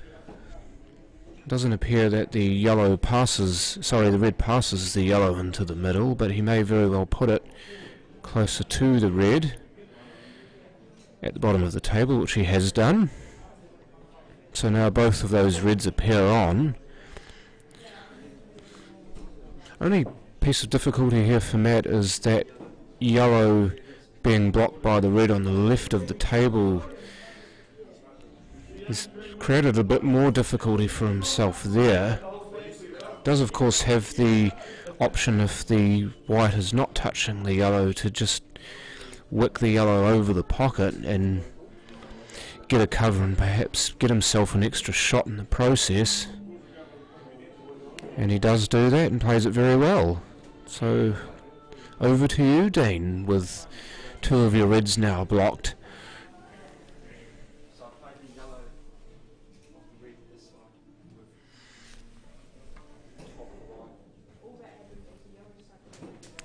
Does appear that he's going to try and play both reds towards the left of the table. Managed to get one of them there, the other one's still close to that yellow in the bottom right pocket. But the other thing he's done there with the red next to the yellow on the left is he's made that yellow harder to get to. Long plant is successful. He may very well go up the table and kick that yellow out. Now, with the yellow top left, it may give half a chance for a pot off it. And in fact, no, he is not going to do that. He's opted to pot it, play it onto the red, and didn't quite get the result he wanted, unfortunately. Looking definitely for the pot, but I think he wanted the white to go past the red more, so he didn't have any sort of cut on it.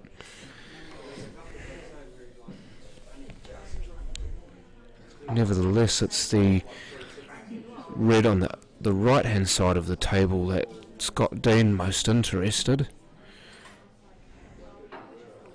Need to get that in the middle of the table somewhere, and he has done so, but unfortunately he's blocked off his other red.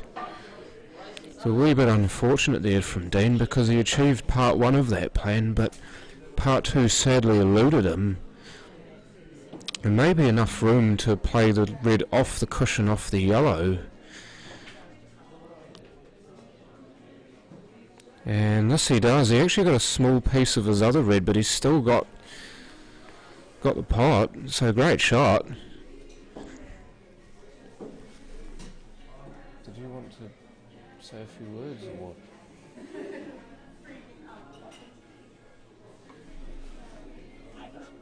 Don't like the song, eh? Don't like the song. Oh, it's bleh. So.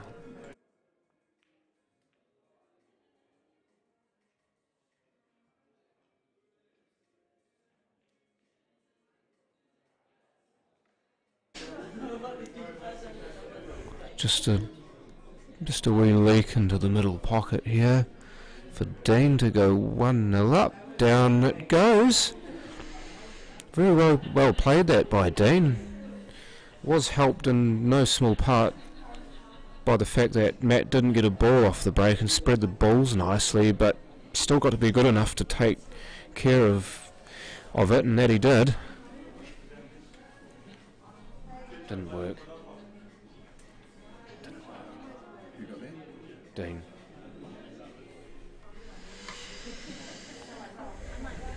Oh, I love that. I didn't see that until now. Houdini on the back of the shirt. Very nice touch.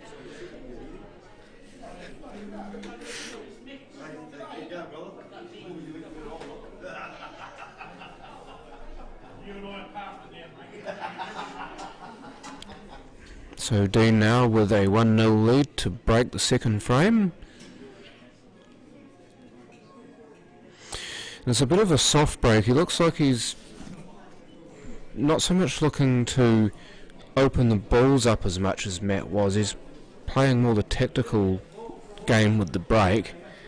Matt, of course, he likes to go for just about anything not tied down. And Dean, as I've seen and also as I've been told, is more of a keep it tight sort of tactical player, and definitely room for those kinds of players in this game. But sometimes what you will find is the guy with more aggression, if he gets on any sort of roll, he'll just steamroll the guy who's trying to play more tactically. Sometimes the guy playing more tactically will be able to get his teeth in and make the challenge and make it much more difficult, but often what you will find with these tournaments is it's the guys who are willing to play more positive pool or have a go at their shots. The other guys that tend to win. Not always, however.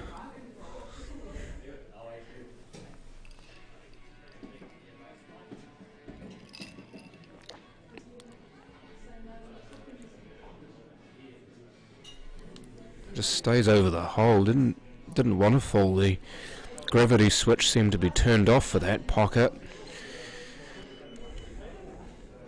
So even though the balls are not spread out far and wide, they're still spread out far enough that there's a finish on here if Dean's good enough. He does have a couple of balls that are in tricky places, like the yellow next to the black and the yellow just back of the black spot. A couple of good shots though, and he'll be able to clear those away. Can in fact get onto one of those trouble balls now, and that he has done.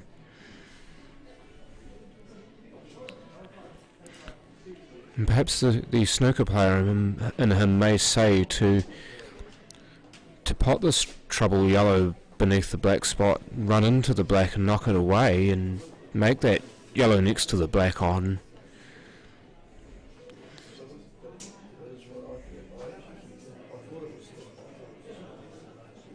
And this he's done, but he's left the white hard up on the black, so another piece of poor fortune there for Dean.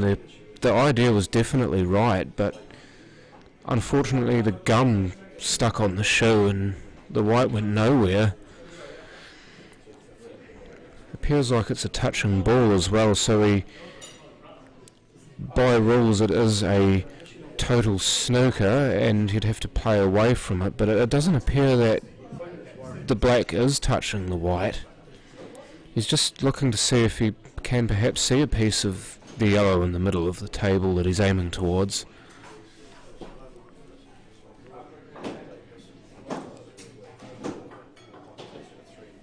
Yeah, well, he could definitely see it, but it doesn't look like he could actually pot it. He put a little bit of right hand side to try and throw it into the pocket, but either not enough side or the shot simply wasn't on. So Matty Mack surveying the table, and great opportunity from here to do some damage, because he's got that cluster of reds over the middle pocket.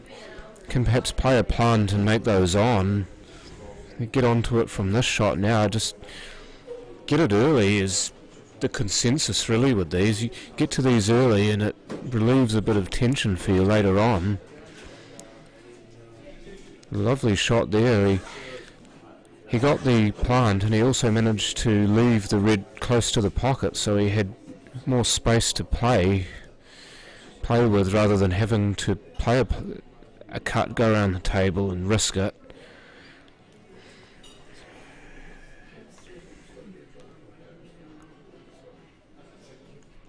And now just a quiet run on the red. Needs to make sure that he does put enough top on it to avoid snookering himself behind the black. In fact, he's played the more aggressive approach, got the pot, and he's on both reds. Well played.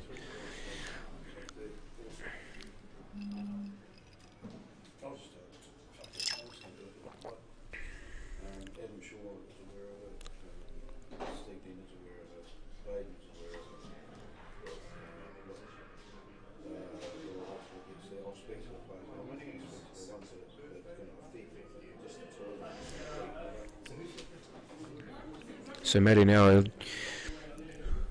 look to put bottom left, lower left English on this to hook it into the cushion and back out in roughly the same place for the red closest to us. It's just aiming up roughly where he wants it now.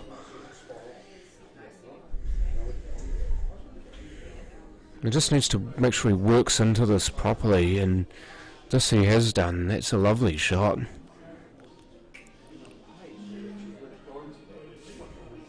Just perhaps run this in quietly and put the black in the same pocket, but he's bumped the yellow. Bit of a harder shot than he would have liked, but still very potable. Just needs to make sure that the white doesn't spread so far. And also he's got the yellow to contend with, having to cue over the top of it with a small white ball. No problems at all. Great little run out there from Matt McInnes, and we are locked up at 1.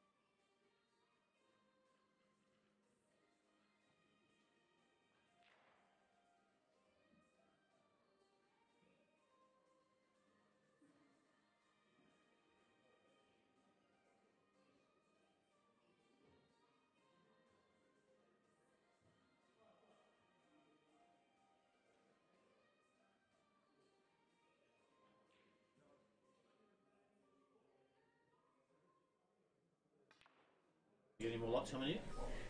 Yeah. Am I light arrived? Yeah, you can ring me. I've got one in the car. Just a quick discussion here on the magic rack. Seems that Darren Purdon wants a few of them. Well, only one for his table at home, we've been told. That's inside out. What a shot that was. was just privileged to come back to see that.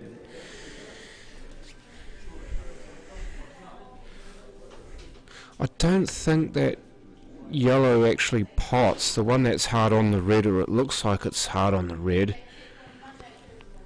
He may, if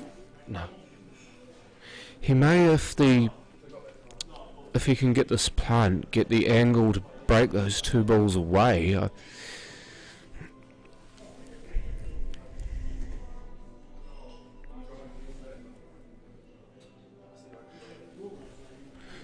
Looks like he doesn't really have to do too much for this plant, just stroke it through and ensure that he gets some sort of angle, but perhaps not that much angle, unfortunately.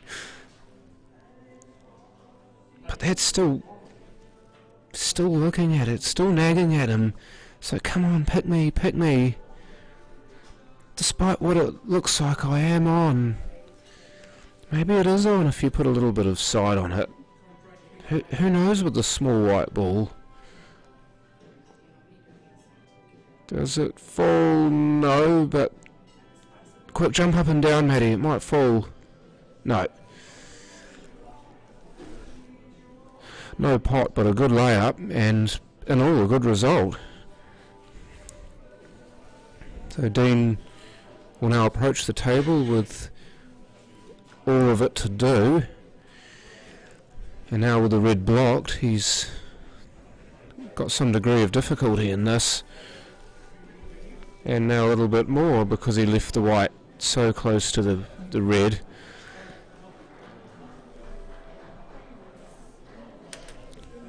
Just a little score update for you all. John Carrion is currently 6 frames to 4 ahead of Nick Spears. Yet to find out the scores for the other matches being played, or maybe they've even finished. Brendan Ning and Dave Bissett are also playing, as are Andrew Hickey and Brent Wells. Do not yet know what the scores are for those matches.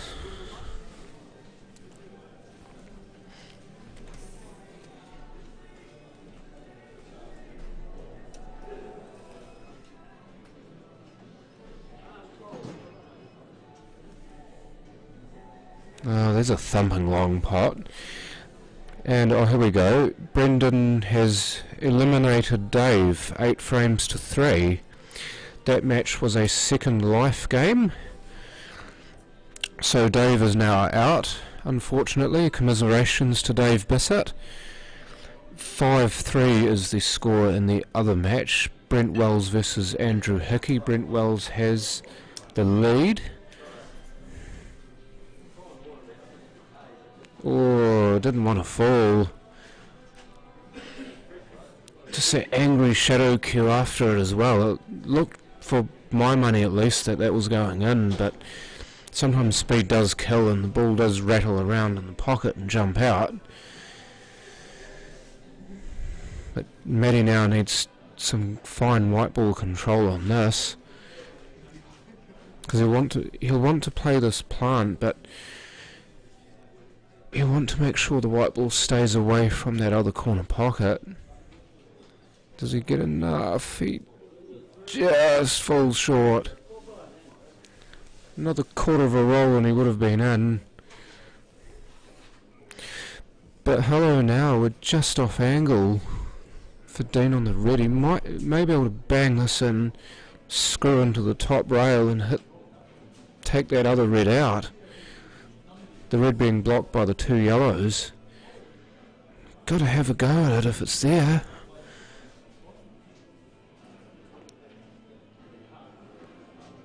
Or maybe not, he just wants... Oh, he wanted it to stop. Instead of trying to knock it out, he was trying to get behind it so he could play the long roll into the corner. But now it gets more difficult. Is there a snooker somewhere down the other end of the table for him?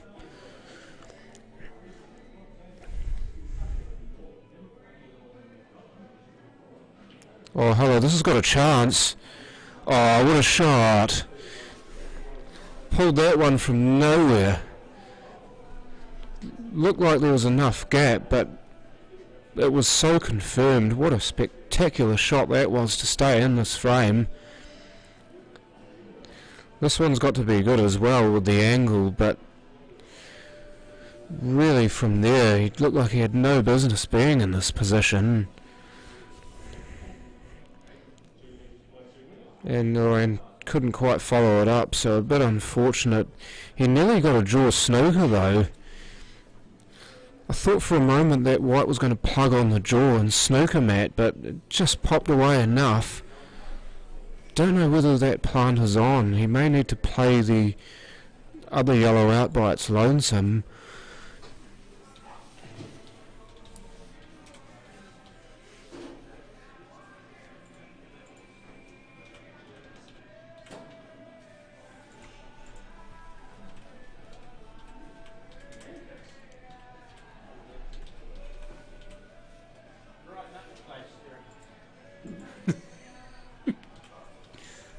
Oh, and off. Didn't actually see where it went. Actually, no, I did see where it went because Dean's just picked the ball out of the same pocket. But I do wonder if the table may have played a part in that shot. I must confess I didn't see it, but if you're having to play slowly towards that ball, then there's always a chance that the ball will take the nap and run more towards the pocket. Dean's made a bit of a meal of that, however. He does have 2 shots, so he's got another one, but didn't want to leave the red so far away from the pocket. Still though, it's not too bad. The white ball where it is now is a great marker because he can just screw back off this red and sit the white pretty much where it is now.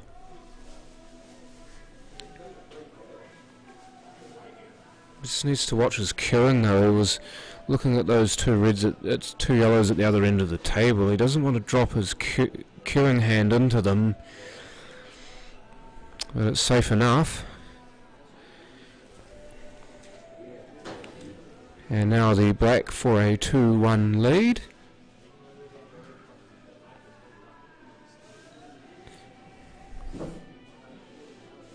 And down it goes. So Dean Garnett takes a 2-1 lead over Matt McInnes.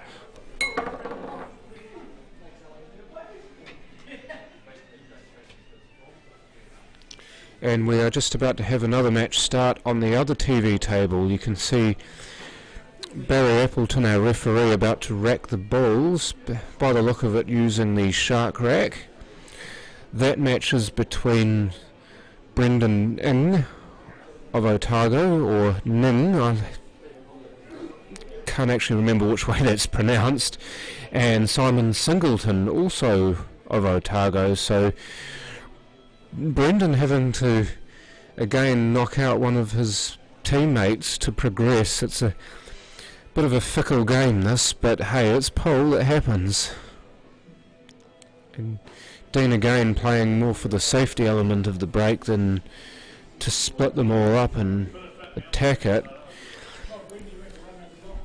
It does appear that the yellows are the better set to go for. The reds just clustered around the black might be a bit difficult. He may decide that the yellows are the better bet. Just to remind you again that if he does play the yellows, having potted a red, he must nominate a yellow. I'm presuming that's what he'd be looking at, just to pot this yellow quietly, the one towards the bottom right pocket. In fact, no, he is going for reds, and it does fall for him.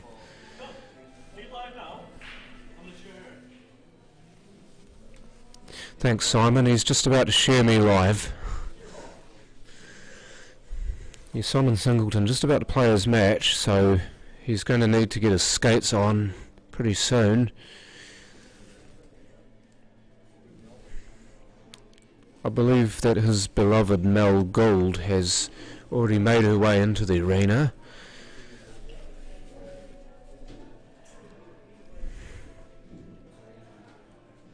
But Dean having... all right ball, down it goes. So 2 away, and why not a better time for Matt here?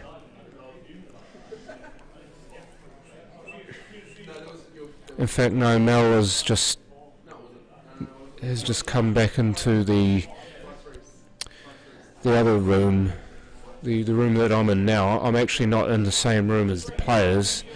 I am in the room adjacent, where there are lots of chairs and tables and some dartboards and a table to practice on should the players want it. Thank you, ladies and gentlemen. Can we please add on the table 15, the TV table, for your viewing entertainment, Mr. Brendan Ning and Mr. Simon Singleton, all the way from Otago. Another Otago clash.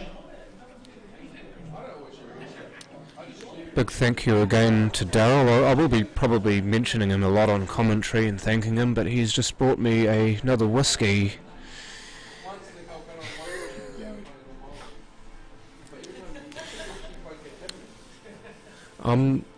The Brendan and Simon Singleton match is just about to start, so I can't actually see a chat at the moment. I'm not sure if the chat is enabled, but if it is, I will pose this question to you.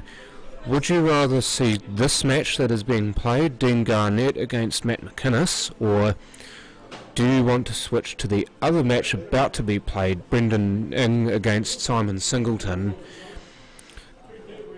Please let me know.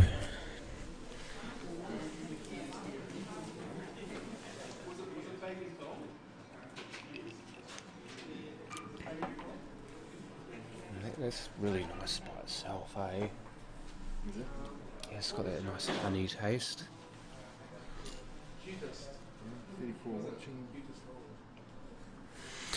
Just been reliably informed that there are 34 of you watching, so may I take this opportunity to welcome all 34 of you.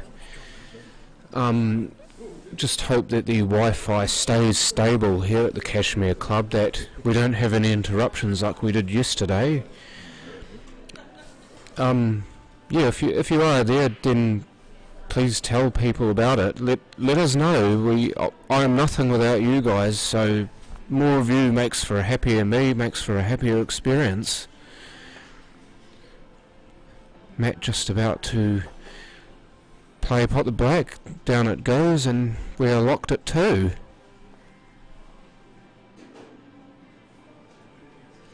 Simon score. Oh, Chris Ettenfield. I know who you are, by the way. You're a good mate of Simon's. Simon and Brendan. No. That game, the break is just about to happen. You will see it on the top right of your screen. But in fact, we are just about to cross over to have that as our main televised match.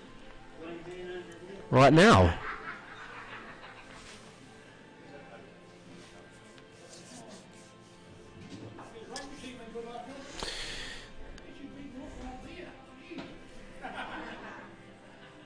Steph Crowell, Reece Chapman, both wanting this match to be shown as the primary match. You have got your wish.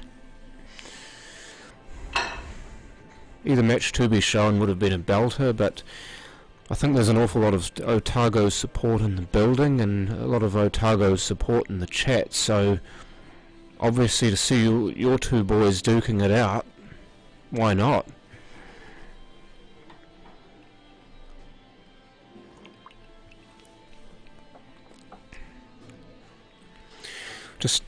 Just want to remind you of just quickly how these two men got here. Brendan Ing beating Dave Bissett 8 frames to 3, and as I mentioned before, Dave Bissett, a fellow Otago player, fellow teammate of Brendan's, so Brendan having to do it all again against Simon, and Simon beating Adam Lilly 8 frames to 7 and knocking Adam out of the tournament. In fact, Dave and Adam Lilly both out of the tournament, having exhausted their second lives. So this is another elimination match. The winner will progress. The loser is gone. I'm not sure if both of these players are playing in the Club's New Zealand 8-Ball Nationals, but I do think Simon is, but I'm not sure about Brendan. I'll have to find out.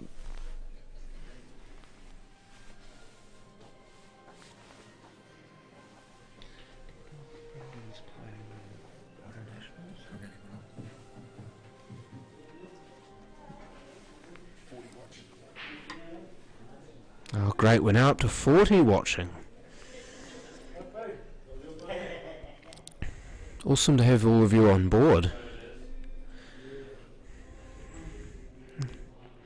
Simon on the readies.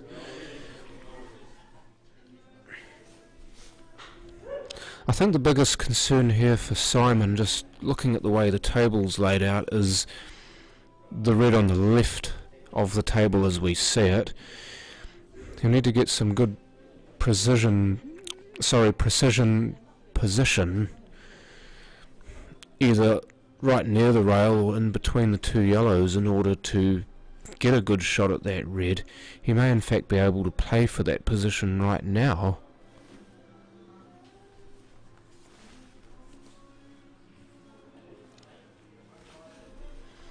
And no, he didn't. In fact, didn't get the pot either, so that was a moot point.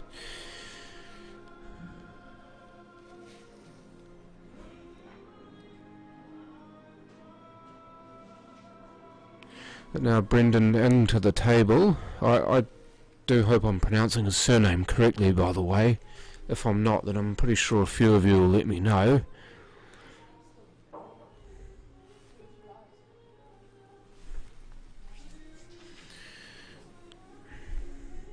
I'm just waiting for Daniel Cole to come here and jump on the other mic.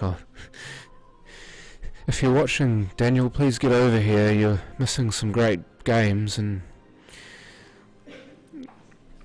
the opportunity to make yourself known. Brendan couldn't quite get a cover, unfortunately, over the bottom right pocket. It does look like that. It does look as if Matt McInnes won that frame in the other match, so possibly 3-2 to Matt now. I'll get that confirmed.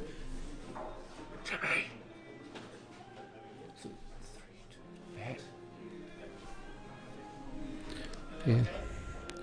Matt's good mate Jimmy Henry's just told me that it is indeed 3-2 to Matt.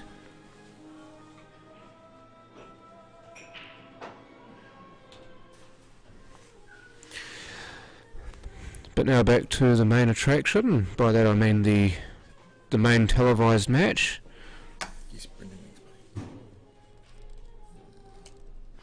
And yes, indeed, Brendan Ing is playing in the Club's New Zealand 8-Ball Nationals, so sweet. Both men repping it 2 times.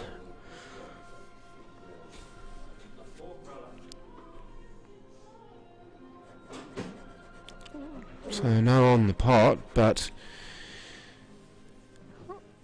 I would suggest that he, in a way, didn't want that to go down with the other red where it is. It would have been a pretty hairy shot from there. And look at that. That looked like it napped off quite a lot. Just sometimes with these tables, you will get that big hooking nap into the middle, into the near jaw. So if you are playing a slow shot across the nap, I would suggest that you play to the far jaw. I can see a monkey man in the arena too. Michael Bowen just about to head back. And we have another result. John Carrion will progress through to the next round. He has beaten Nick Spears 8 frames to 4. Well done, John. Commiserations to Nick. And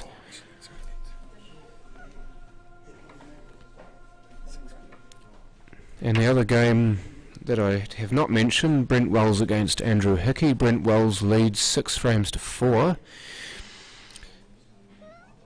That match is still a race to 8.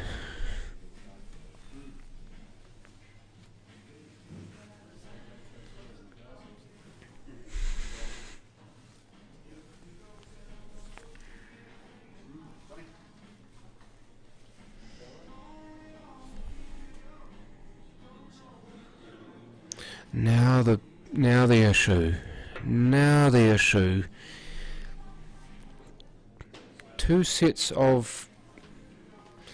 We've got 2 sets of yellows here that are on or near the cush. I've just got Glenn in the seat next to me, Glenn Spears.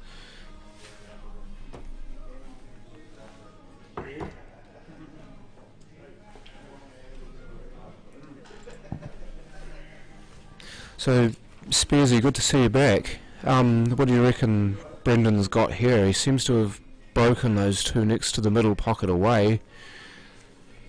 Yeah, how you going, John? Good game to watch. That last game with Ningy, he's on a bit of a mission and he doesn't take a backward step, so he's just counting on his own skill here and pop that one down the rail and maybe leave himself for the other yellow in the middle. So put this one away, then come back down for those 2. Yellow in the other middle and black in the corner. That's what I can see for Ning Nong. Ning Nong.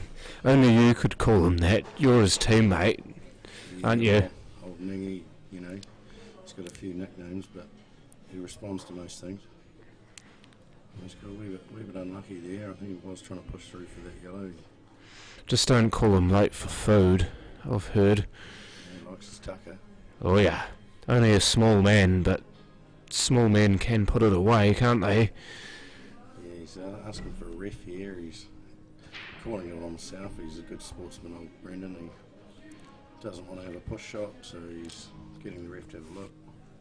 He's just going to try and squeeze this into the corner and come up the 2 side rails, side rail, top rail maybe. Get on that yellow for the middle and black in the corner again. I tell you what, that's a decent hoof from here, isn't it? With the white so close to the yellow, and you're really going to have to smack it, aren't you? Well, I think he'll hit it with a little bit of open bottom and try not to make the white slide too much. There you go, that's what he's doing. Ooh, great effort. Actually got a reasonable position for himself too, but no pot, so it's moot. Yeah. Well, Simon's the man to take opportunities. He's had a few fight backs already today and he's been put under the pump by players he probably was expecting to do better against.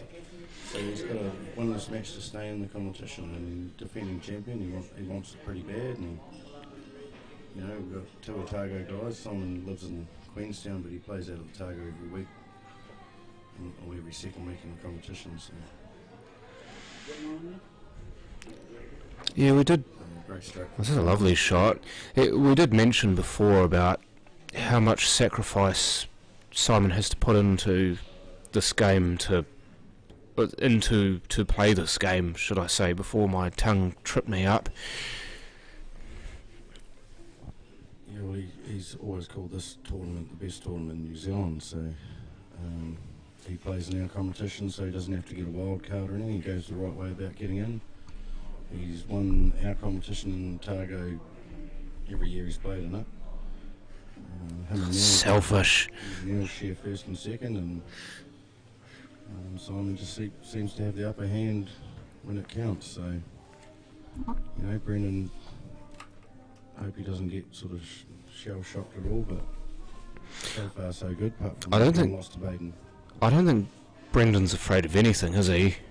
No, he's a no fair attacking player, and as long as he's in the right headspace, you know, he'll just keep cracking them in. Cracking them in, I love it. Well, he doesn't hold back, you know. He's for a small man, he's probably got the second best break that I've ever seen. Marco from Holland would be the best I've ever seen, and Brendan will be right behind him. So Marco van Basten are you talking about?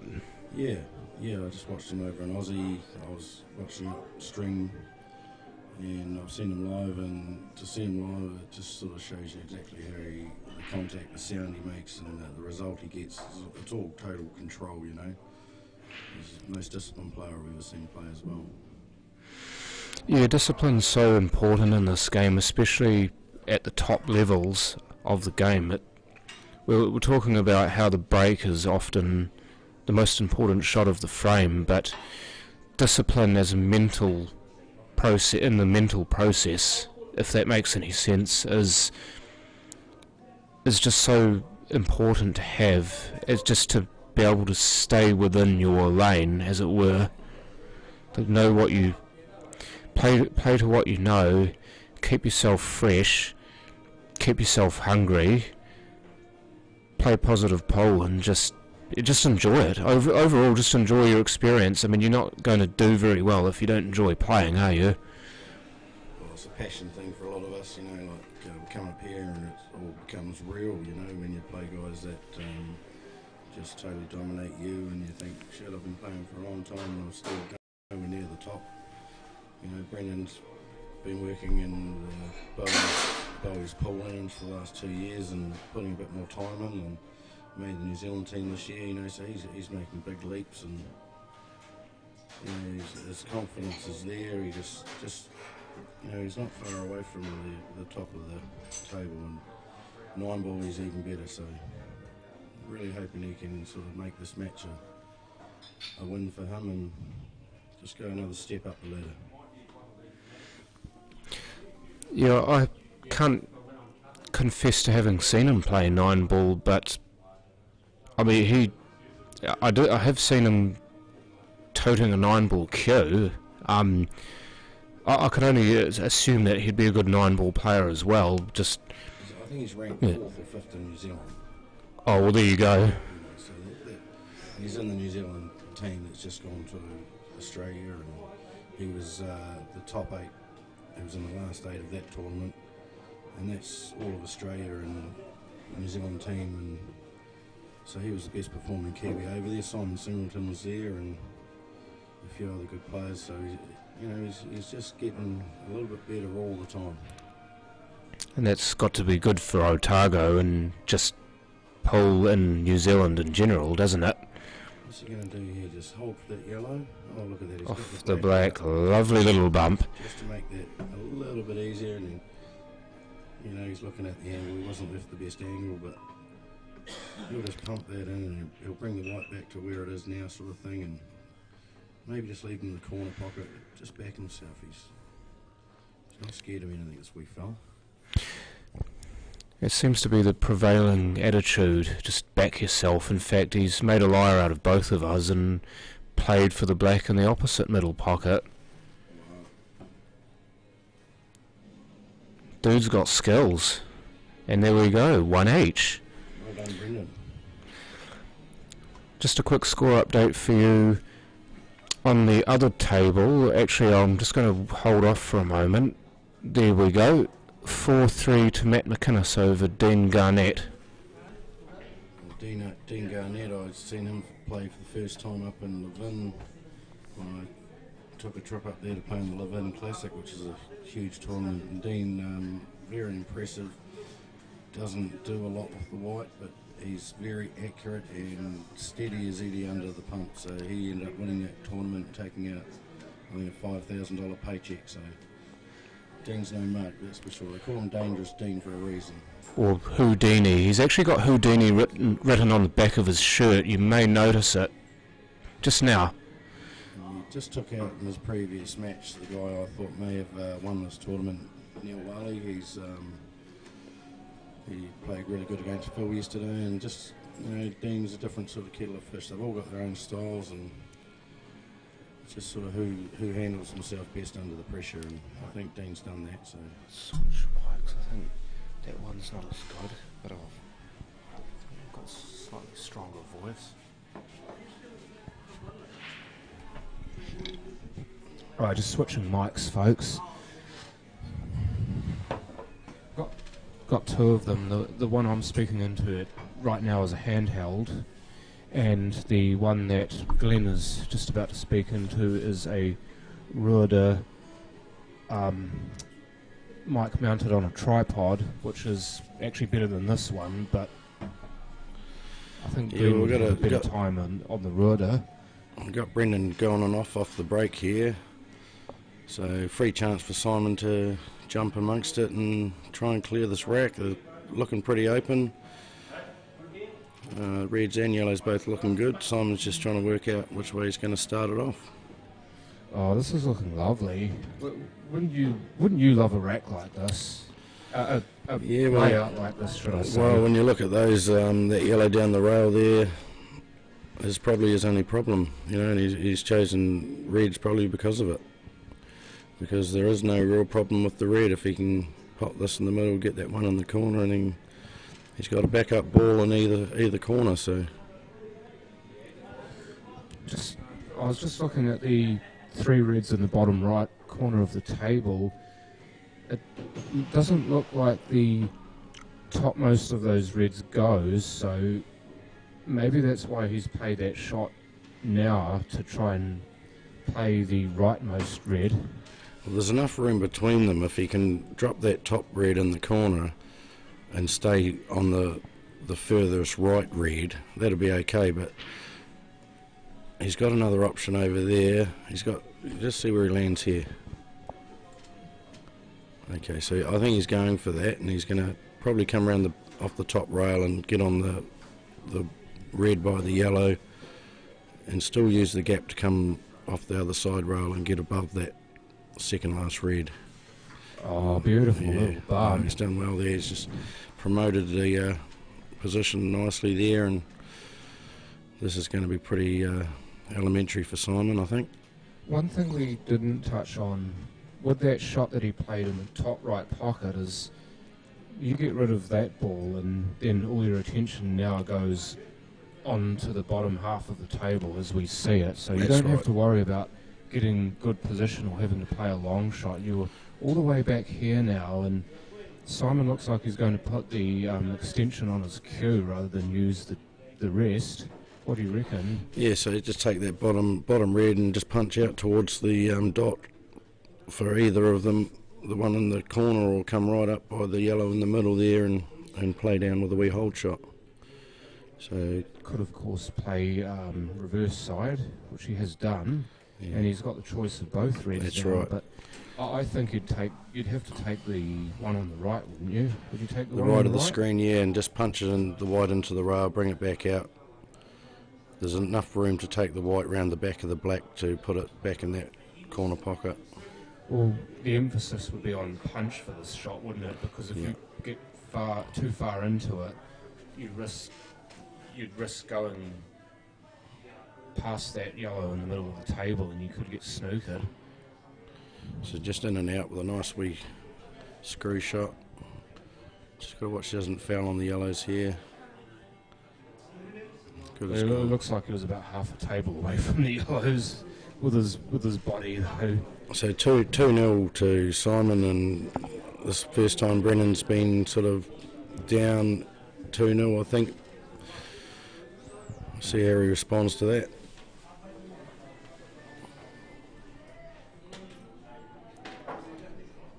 And we've got Matt McInnes and Dean Garnett going for it there, and Matt's just gone and off and given Dean 2 shots, which is a fatal mistake in this format.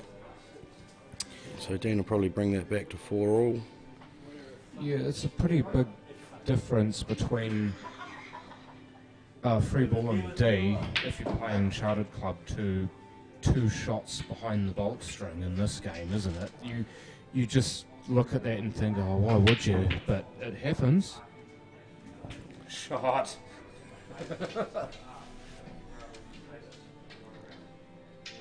Just got Adam Shaw having a hit on the table next to us, the practice table. And then, by the looks of it, he's looking to get his bad shots out of the way right now. Okay, we've just got Simon getting a red in the top corner there, so he'll be pretty happy with that, and he's got a good spread here. We just get that first one in and start planning the finish. And he managed to move all the balls off the shark rack too, so he could take the shark rack away. It's something that we did see it a couple of times, I think both yesterday and on Thursday, where you had the shark rack still on the table and it influenced the way the balls rolled over it. Did you see that, Glenn? Yeah, I've seen it a couple of times. It's just a new thing I've only seen at this tournament. I reckon he's going to have a go at that red up the corner there, and there's a big hole for the middle pocket. See if he uses that at some stage. Just saw that comment that Mark Grigger made. Is it true Mike Bowen has a great face for radio, John? I'm not sure how to answer that.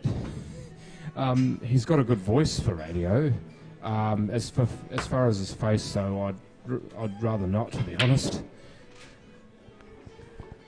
There's a bit of humour around Mikey Bowen. Darren, score is incorrect. Brendan won last frame.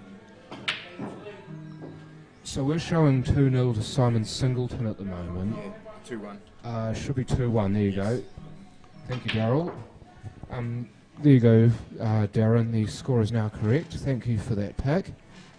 So what's he going to do here, John? Is the red's on to the corner, the other red's there, and it's just quite a difficult positional shot here. Yeah, those yellows and the black in the middle of the table it's a bit like landmines, isn't it? Well, he's played a nice positional shot, but he's missed the pot because of it. Yeah, I mean, you do sometimes sacrifice the pot, don't you, for the position. Obviously you don't want to be mindful of it when you play the shot, but you do know that if you're playing a shot where you need both, it does make it a little bit harder to perhaps focus on the shot, does it? Yeah, it's, these guys, they don't take a shot on unless they're going to get a decent position, and sometimes that's just leaving themselves a shot. Whereas Simon probably tried to get a wee bit cute with that posse, and he's just missed the pot because of it. Now, Brendan's going to, he has to make this pot. He needs to get back in this match. And look at that, smooth as a gravy sandwich. Slapper in. So now Brendan will work out his pattern, and he's got that yellow up the top, which he'll probably deal with reasonably quickly, having the ball in the middle to back himself up. So he doesn't have to do too much with the white. Just drop that yellow in. Yeah, this is probably the yellow that's the most difficult, isn't it? You get this now, get rid of the problem, and then what you've got is a reasonably good-looking rack, don't you? Well, I think he's going to just drop that in, and if he can get the yellow in here down on the left-hand side of the screen, he's got both those balls to go in the middle and still hold for the black in the other middle. So that's what I can see for Brendan here. He's just going to get straight on this yellow down on the left-hand side. Yep, not bad. We don't have a telestrator, so sometimes the shots that we're describing won't be immediately obvious to the viewers. We will try our best to explain what we want, which ball we think the players will play, and where the white's going. So he's just made sure there's enough room for that yellow to pass the other yellow. So he's trying to go pretty straight on it, and he's pretty straight, but now it's a bit more he's a bit more angle off than angle than he wanted. wants. So how good's his slow play? If you this yellow in, he's got a good. The white should stay in a reasonable position. He's got a good slow game, but I can see him just punching past that. Yeah, and he's tried to punch to the corner, but it's amazing how the top players do struggle sometimes with playing a dead weight shot. I know it sounds a bit off, but players do like to play shots with authority and playing for the weight. And you watch him punch us into the left-hand corner and hold for the black. Boom. He's missed it. He's held for the black beautifully, missed the pot. And yeah, I mean, he had to play it that way though, didn't he? You've not got a show if you don't play it like that and risk missing the pot. You've got no show really of a decent shot on the black. So good idea, just couldn't quite execute it. Yeah, so Simon with the ball over the pocket there, he can afford to have a bit of a lash at the first one and possibly just bring it back for the corner ball and have that back up knowing the black's going to go in the middle. So bottom left ball for the top right ball and then the ball over the pocket possibly last, but Simon won't be making any mistakes here. Yeah, I'm thinking, unless you've already mentioned this, I'm thinking left middle all over the hole, but no, it looks like he may be playing the ball over the hole now. Yeah, well, I'm not sure if he's 100% happy with that, but he's sort of left himself not a no choice, but this is the percentage shot. He just has to land good. Past the 8, yes. And he's got a little bit of angle on his red, and I think he'll just... It's a good angle though, isn't it? It's a natural angle. Well, he's got plenty of options. Whether he just ticks it in and goes for the corner, I don't think the white's going to be too far away to do that, so he'll come back off the top rail. And just got a score update for you folks. Brent Wells is 7-5 ahead of Andrew Hickey. That match is in the plate.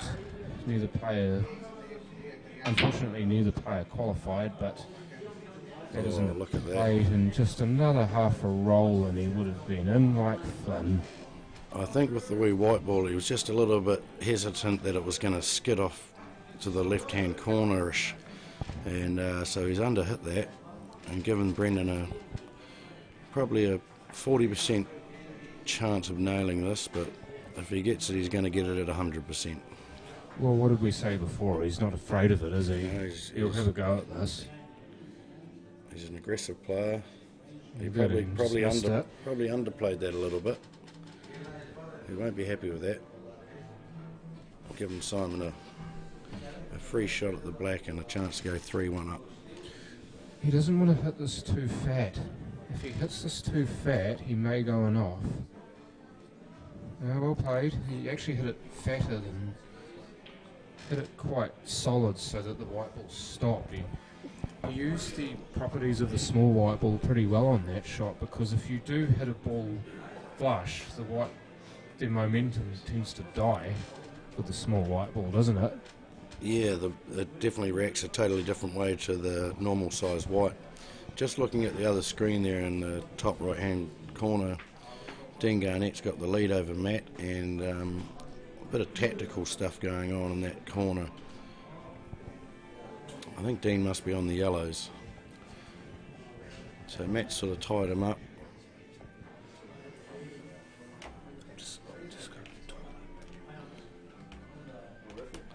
So Houdini's left the white right on the yellow, making a total snooker. And Matt only has to hit the red, doesn't have to hit a rail, but he'll be trying to leave it reasonably safe if he can. And Brennan and Simon just taking a short break, so we'll have a look at this game here.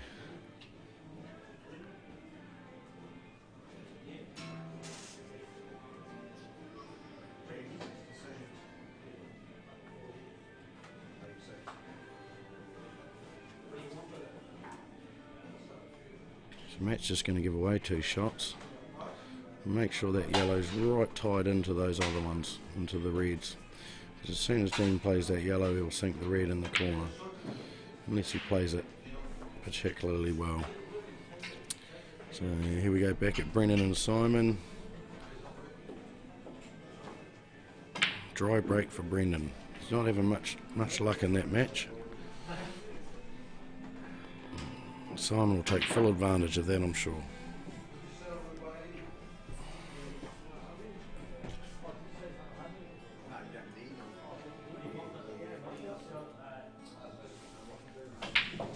So just with that yellow on the rail down by the 2 reds, he knows he has to get that out if he takes yellow, so he's going, well, I'll have a go at this red and try and stay on one in the middle.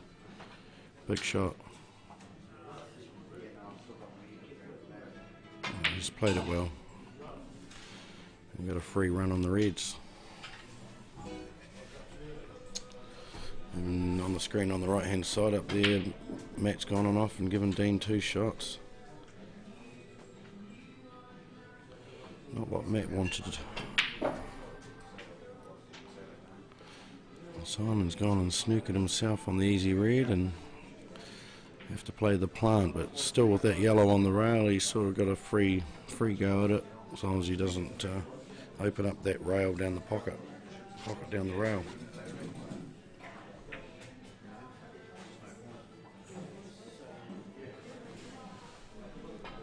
He's played that well. Just drop that in, possibly play the... That's a good shot. Making the black open for that hole. So just drop that red in the corner. He's going to struggle a wee bit if he leaves that long red last, but if he can get the angle, just have a nice little screw back shot, he'll be fine. So just drop this in as slow as he can.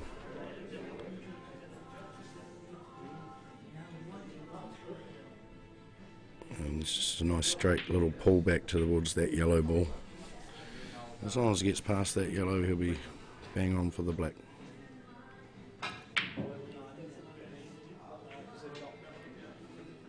And Dean Garnett to turn that game around up on the screen on the top right there. Matt McInnes has been playing awesome all weekend.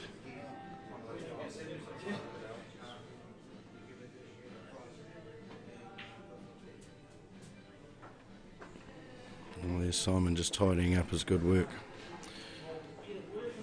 Right, so it'll be Simon's break, so he'll be looking at really giving it a heave on this break and just trying to crash one in.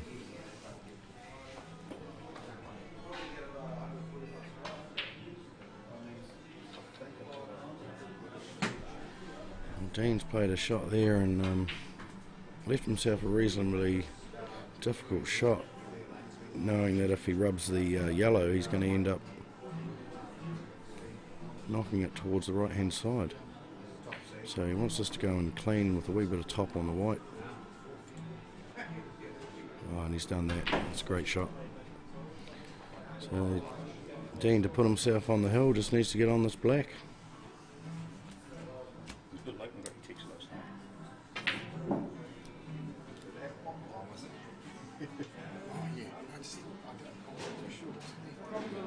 I'm not sure if he's still got 2 shots in hand, but if he has, he won't be going for the cut directly. He'll just knock it into the rail and leave the white there for an easy black in the corner. So we'll see how he approaches this. I missed the first part of it.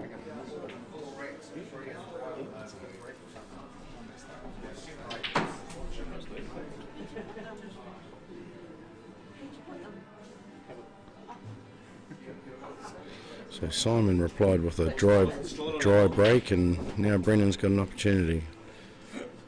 Just going back to Dean. He's on the black here.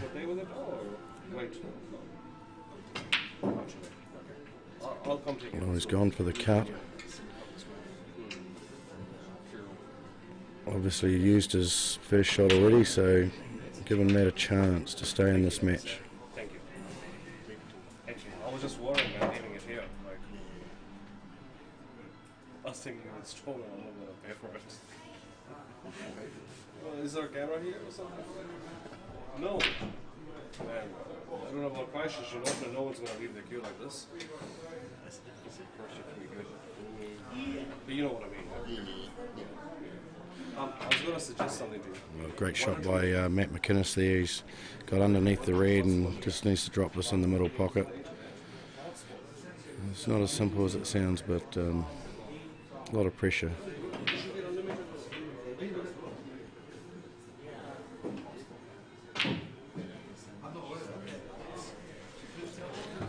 Matt's just taking his time. He's standing up. He's having another look at it. He just wants to make sure. That's where these guys, you know, although they attack like nothing else, they still take their time over the important shots.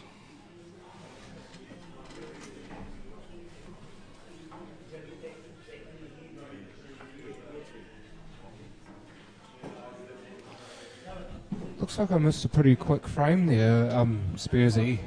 Oh, Matt's missed that. That's a shame for Matt. He won't be happy with that at all. Puts Dean on the hill, whereas 5-all still game on. Oh, it's a race to... Oh, I see.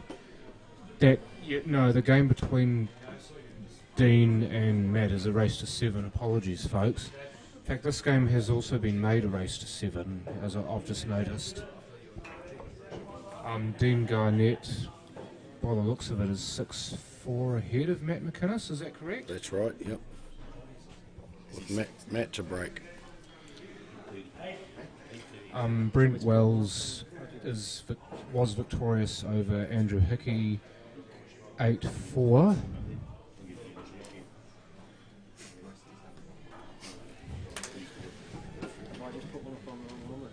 I don't know. Yeah. Have I just changed your score? You did. What's up? Sorry. Alright, Matt to break up in the top right corner. He needs one off the break or he might be in trouble. Oh, he's in trouble.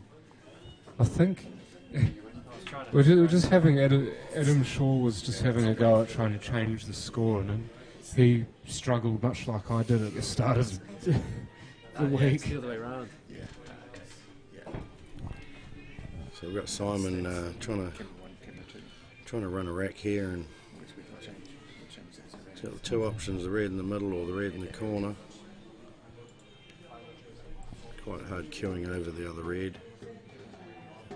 Yeah, well, I don't think he would have been guaranteed position if he'd played the red in the middle, would he? Because of how close the balls are and how much spread you get when you play off angle, you're much better to swallow your pride and play over that red.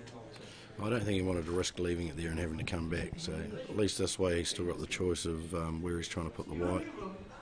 That bottommost red near the black appears to pass, doesn't it? And do you reckon the red just below the black passes, or is he just going to take this red I think closest to the white and then he'll put both these reds in the middle, I think. So they both do pass, you think?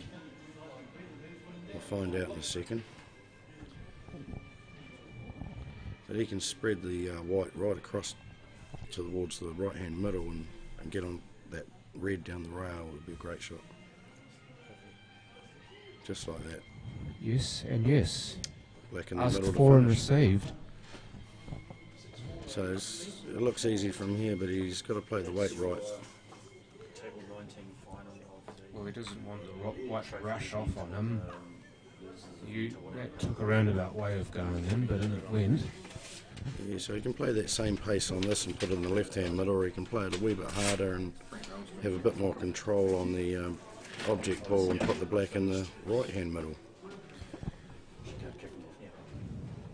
I think he'd want to put a little bit of inside English on it to keep the white ball on that side of the 8, so he's on either pocket.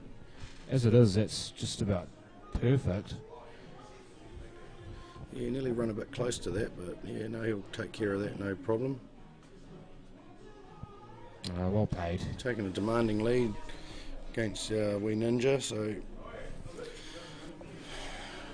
see what happens. Brendan won't be taking this lightly. He'll come back smashing a few in, I think. 5-1 to Simon.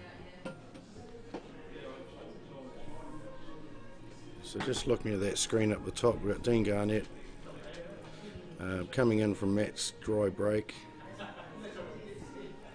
Just trying to sort these yellows out, and they do look reasonably straightforward. I've got a leak, bro.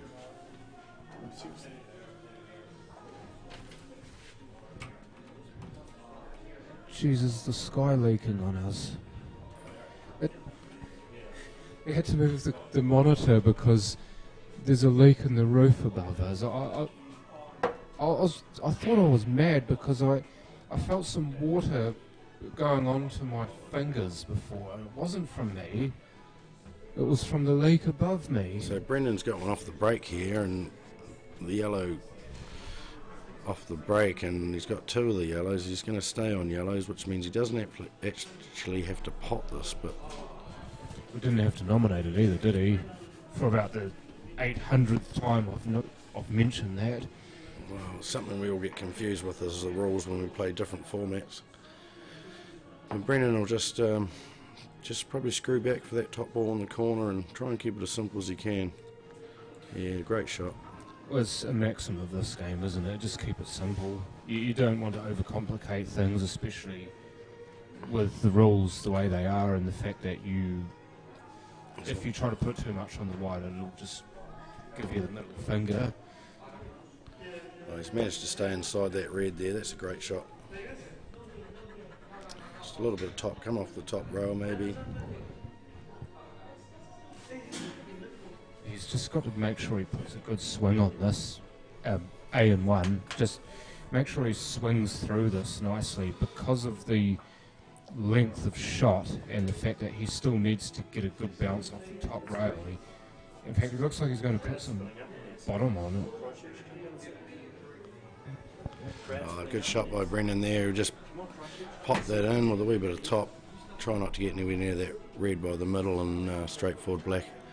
We're starting to get It's a in great shot. Yeah, seconded. Might be the comeback, eh? This True is the that. start of the True comeback. that. Oh, no time like the present. Good boy. Oh yes. And I 5-2 see Simon over on the other table Singleton, there, Matt McInnes. Ningy with the previous frame. Matt He'll be McInnes is feeling a back little at the bit better table. about How did himself. that happen? How did that happen? I saw absolutely nothing. Dean was on a finish, and there you go. The game can change in a second. So Matty looks pretty determined here. The players' arena is filling up quite nicely right now, so Great time to come down. I again implore, come down here. If you are local or you love pole, you've got to... Sorry. That was my wedding ring I just bashed on the table involuntarily. But no, if you are a fan of pole, you're a fan of any particular player, if you're a Canterbury supporter, which you should be if you're living here, if not, what's wrong with you? Then you just get yourself down to the Kashmir Club and take a gander at the action. You'll be a much better person for it, I can promise you. Dry break by Simon Singleton. Brendan will be licking his lips, getting a free shot at the first ball. And getting the shark rack off the table. Because there's balls around it and you don't want the shark rack interfering with your shot. Mike McInnes has managed to grab that opportunity and go to 5-6 in a race to 7. Come on, Matty, get it done. Get a hill for the crowd. There's no favouritism in pole, is there? Well, everyone just wants to see everyone do well, and we all know it doesn't happen every time we play, but it's great seeing someone like Dave Bissett come in and get through to the match before these ones, and Dave didn't have any real expectations of winning the thing, but he showed himself this weekend that he's right up there with the best. So good on you, Dave. Yeah, Davey actually made a good account of himself, didn't he? He's a fighter. He's never give up attitude. He's Scottish, is he? He is Scottish, yeah. He's actually played for the Scottish international team. Really? As a rep for the Scottish team, The more you know. He's got a real nice little Puritan cue. I thought you were going to go somewhere else with that for a moment, yeah. Yeah, I don't know about that, John. Come on, Ningy. What are you going to do here, mate? You don't know, or you won't say. Trying to put me on the spot, John. Come on, Ningy, get this done. He's just played for the double here. It's a very brave shot. I don't think he's entirely happy with it, but he's doing that so he can leave the red by the middle on the right for his last ball. Well, this is life, though. Often you do have to... He's spread that, and he's made that. Top red in the corner, red in the middle, black in the corner. But this is life, That's why he played the double. Often you're having to do things that you don't want to do, but you know you have to do it. So just put your pride to one side and just do it. Well, here we go. Brendan's just setting himself up for another run out. 2 8-balls in a row if he can get this done. He's on this nicely, isn't he? He's got to be struck to his wall. So he stays still and nails this. Good boy. Oh, yes. Well done, Ningy. Go Otago. Hashtag no bias, but we do love to see, as I've mentioned before, an underdog or a player behind get back into the match. Well, it's funny how you can come all the way from Queenstown, play for Otago and end up playing someone from Otago. And we've seen that twice today where Otago had to play Otago. You know. Well, it was Ningy himself against Dave, wasn't it? He had to knock his own teammate out to progress, and now he's having to do the same thing again. I don't think he'd be welcome back on the team bus after that if he beats Simon, would he? Well, let's see what he does here on the break. He gets one, he's got a huge break. Oh, and he's gone off. Let's let him down there, though. Gee, that was a fierce smash, wasn't it? He's got some power. See the ultimate whippage in that. Yellow on the left-hand rail is probably the problem ball, and the one by the black, which is Simon, is just sort of lining up to see whether he's going to be on if he gets in there.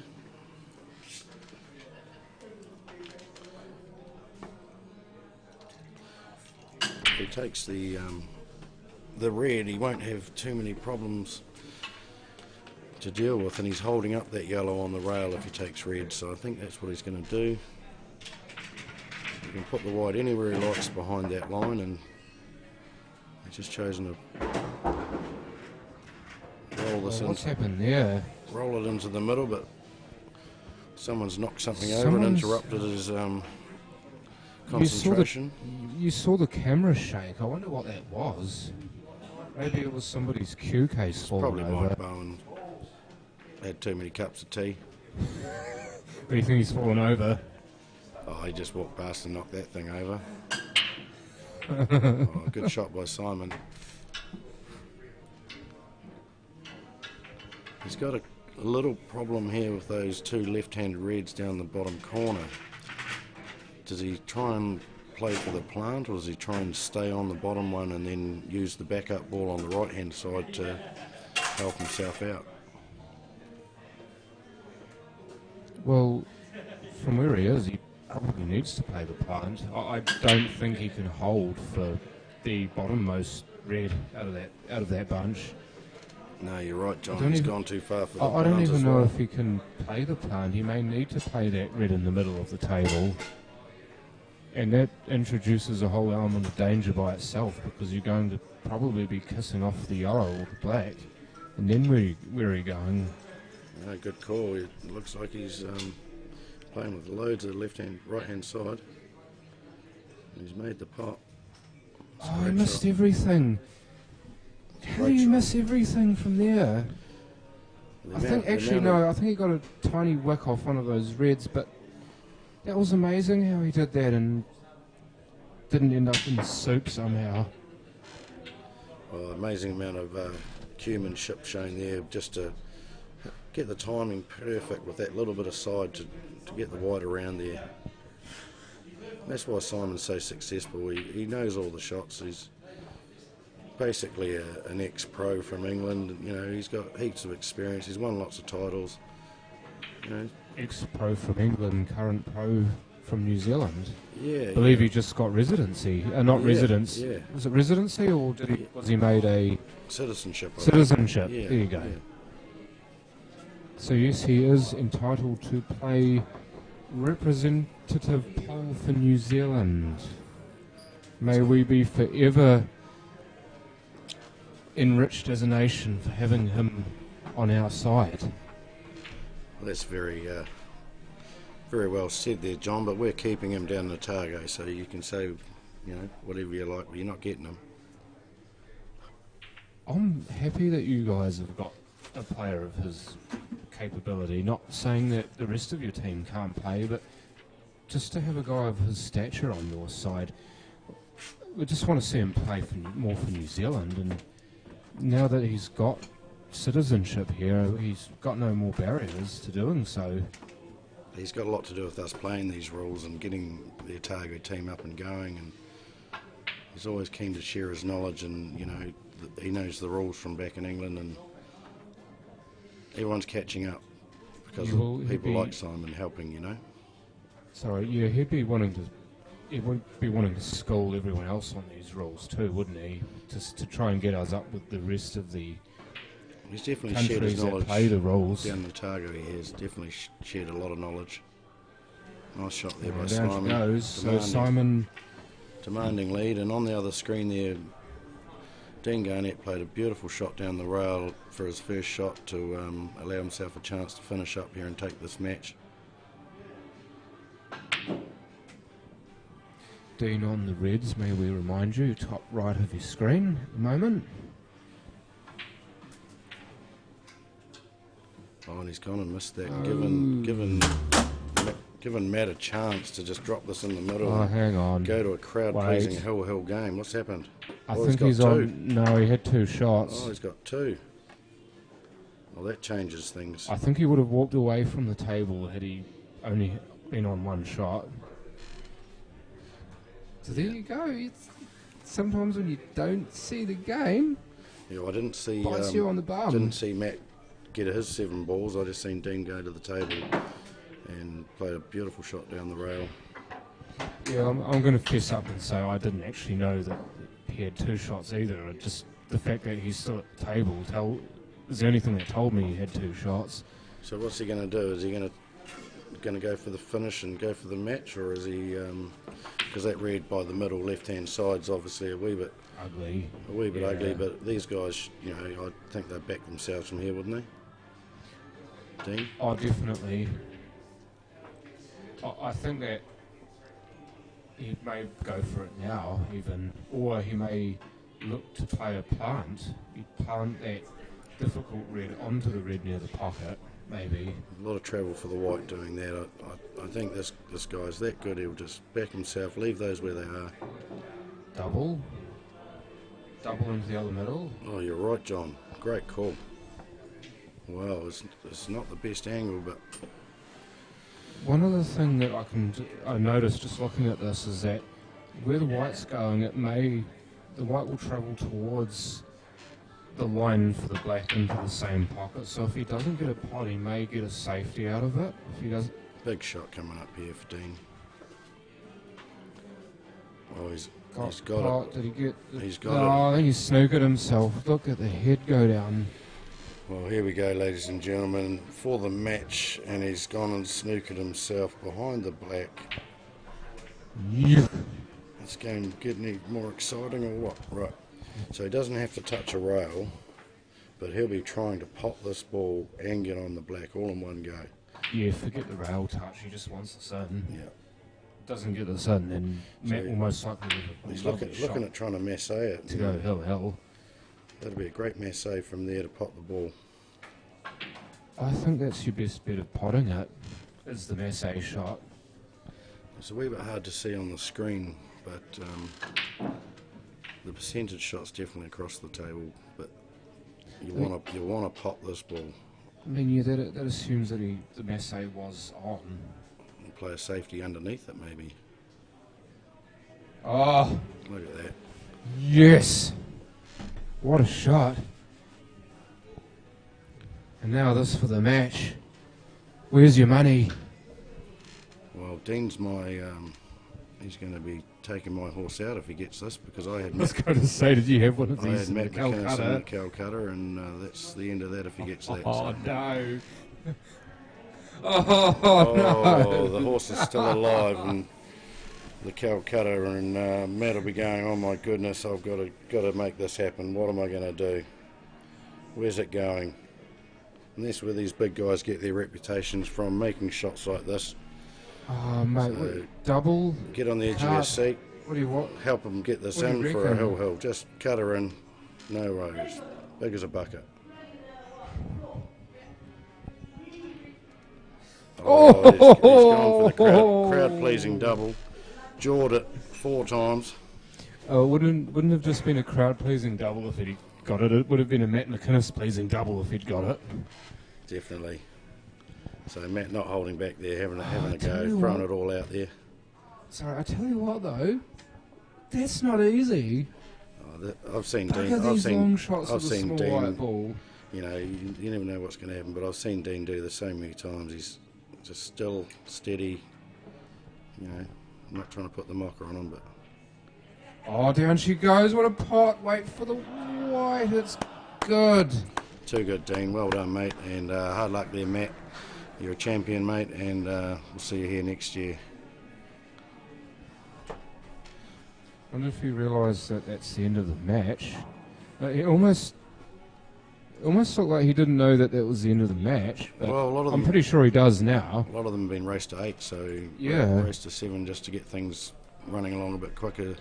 May have caught him out a bit there, but moving back to the All-Otago semi here, Simon and Brendan. Simon's actually missed one, but it looks like he's got 2 shots. So Simon would have been like full for me. Well, he's in the same boat that Dean was earlier and doesn't want to let the opposition in, so he'll just take his time, get it done. Just get it done, son. Yeah, he stayed on that red nice. I think he was playing for the other one, you know. He didn't look too happy with that. I think he was trying to play around the yellows to get on that red in the middle. Yeah, it was quite difficult because he was almost straight, but he looked a bit disgusted with that. Even though the ball is over the hole and he should get on it. Yeah, oh, don't do... He's played that well. Oh, and it did stop on command. Just see him hold his hand up now apologising to his opponent because he's got shape-shifting powers over the ball. What?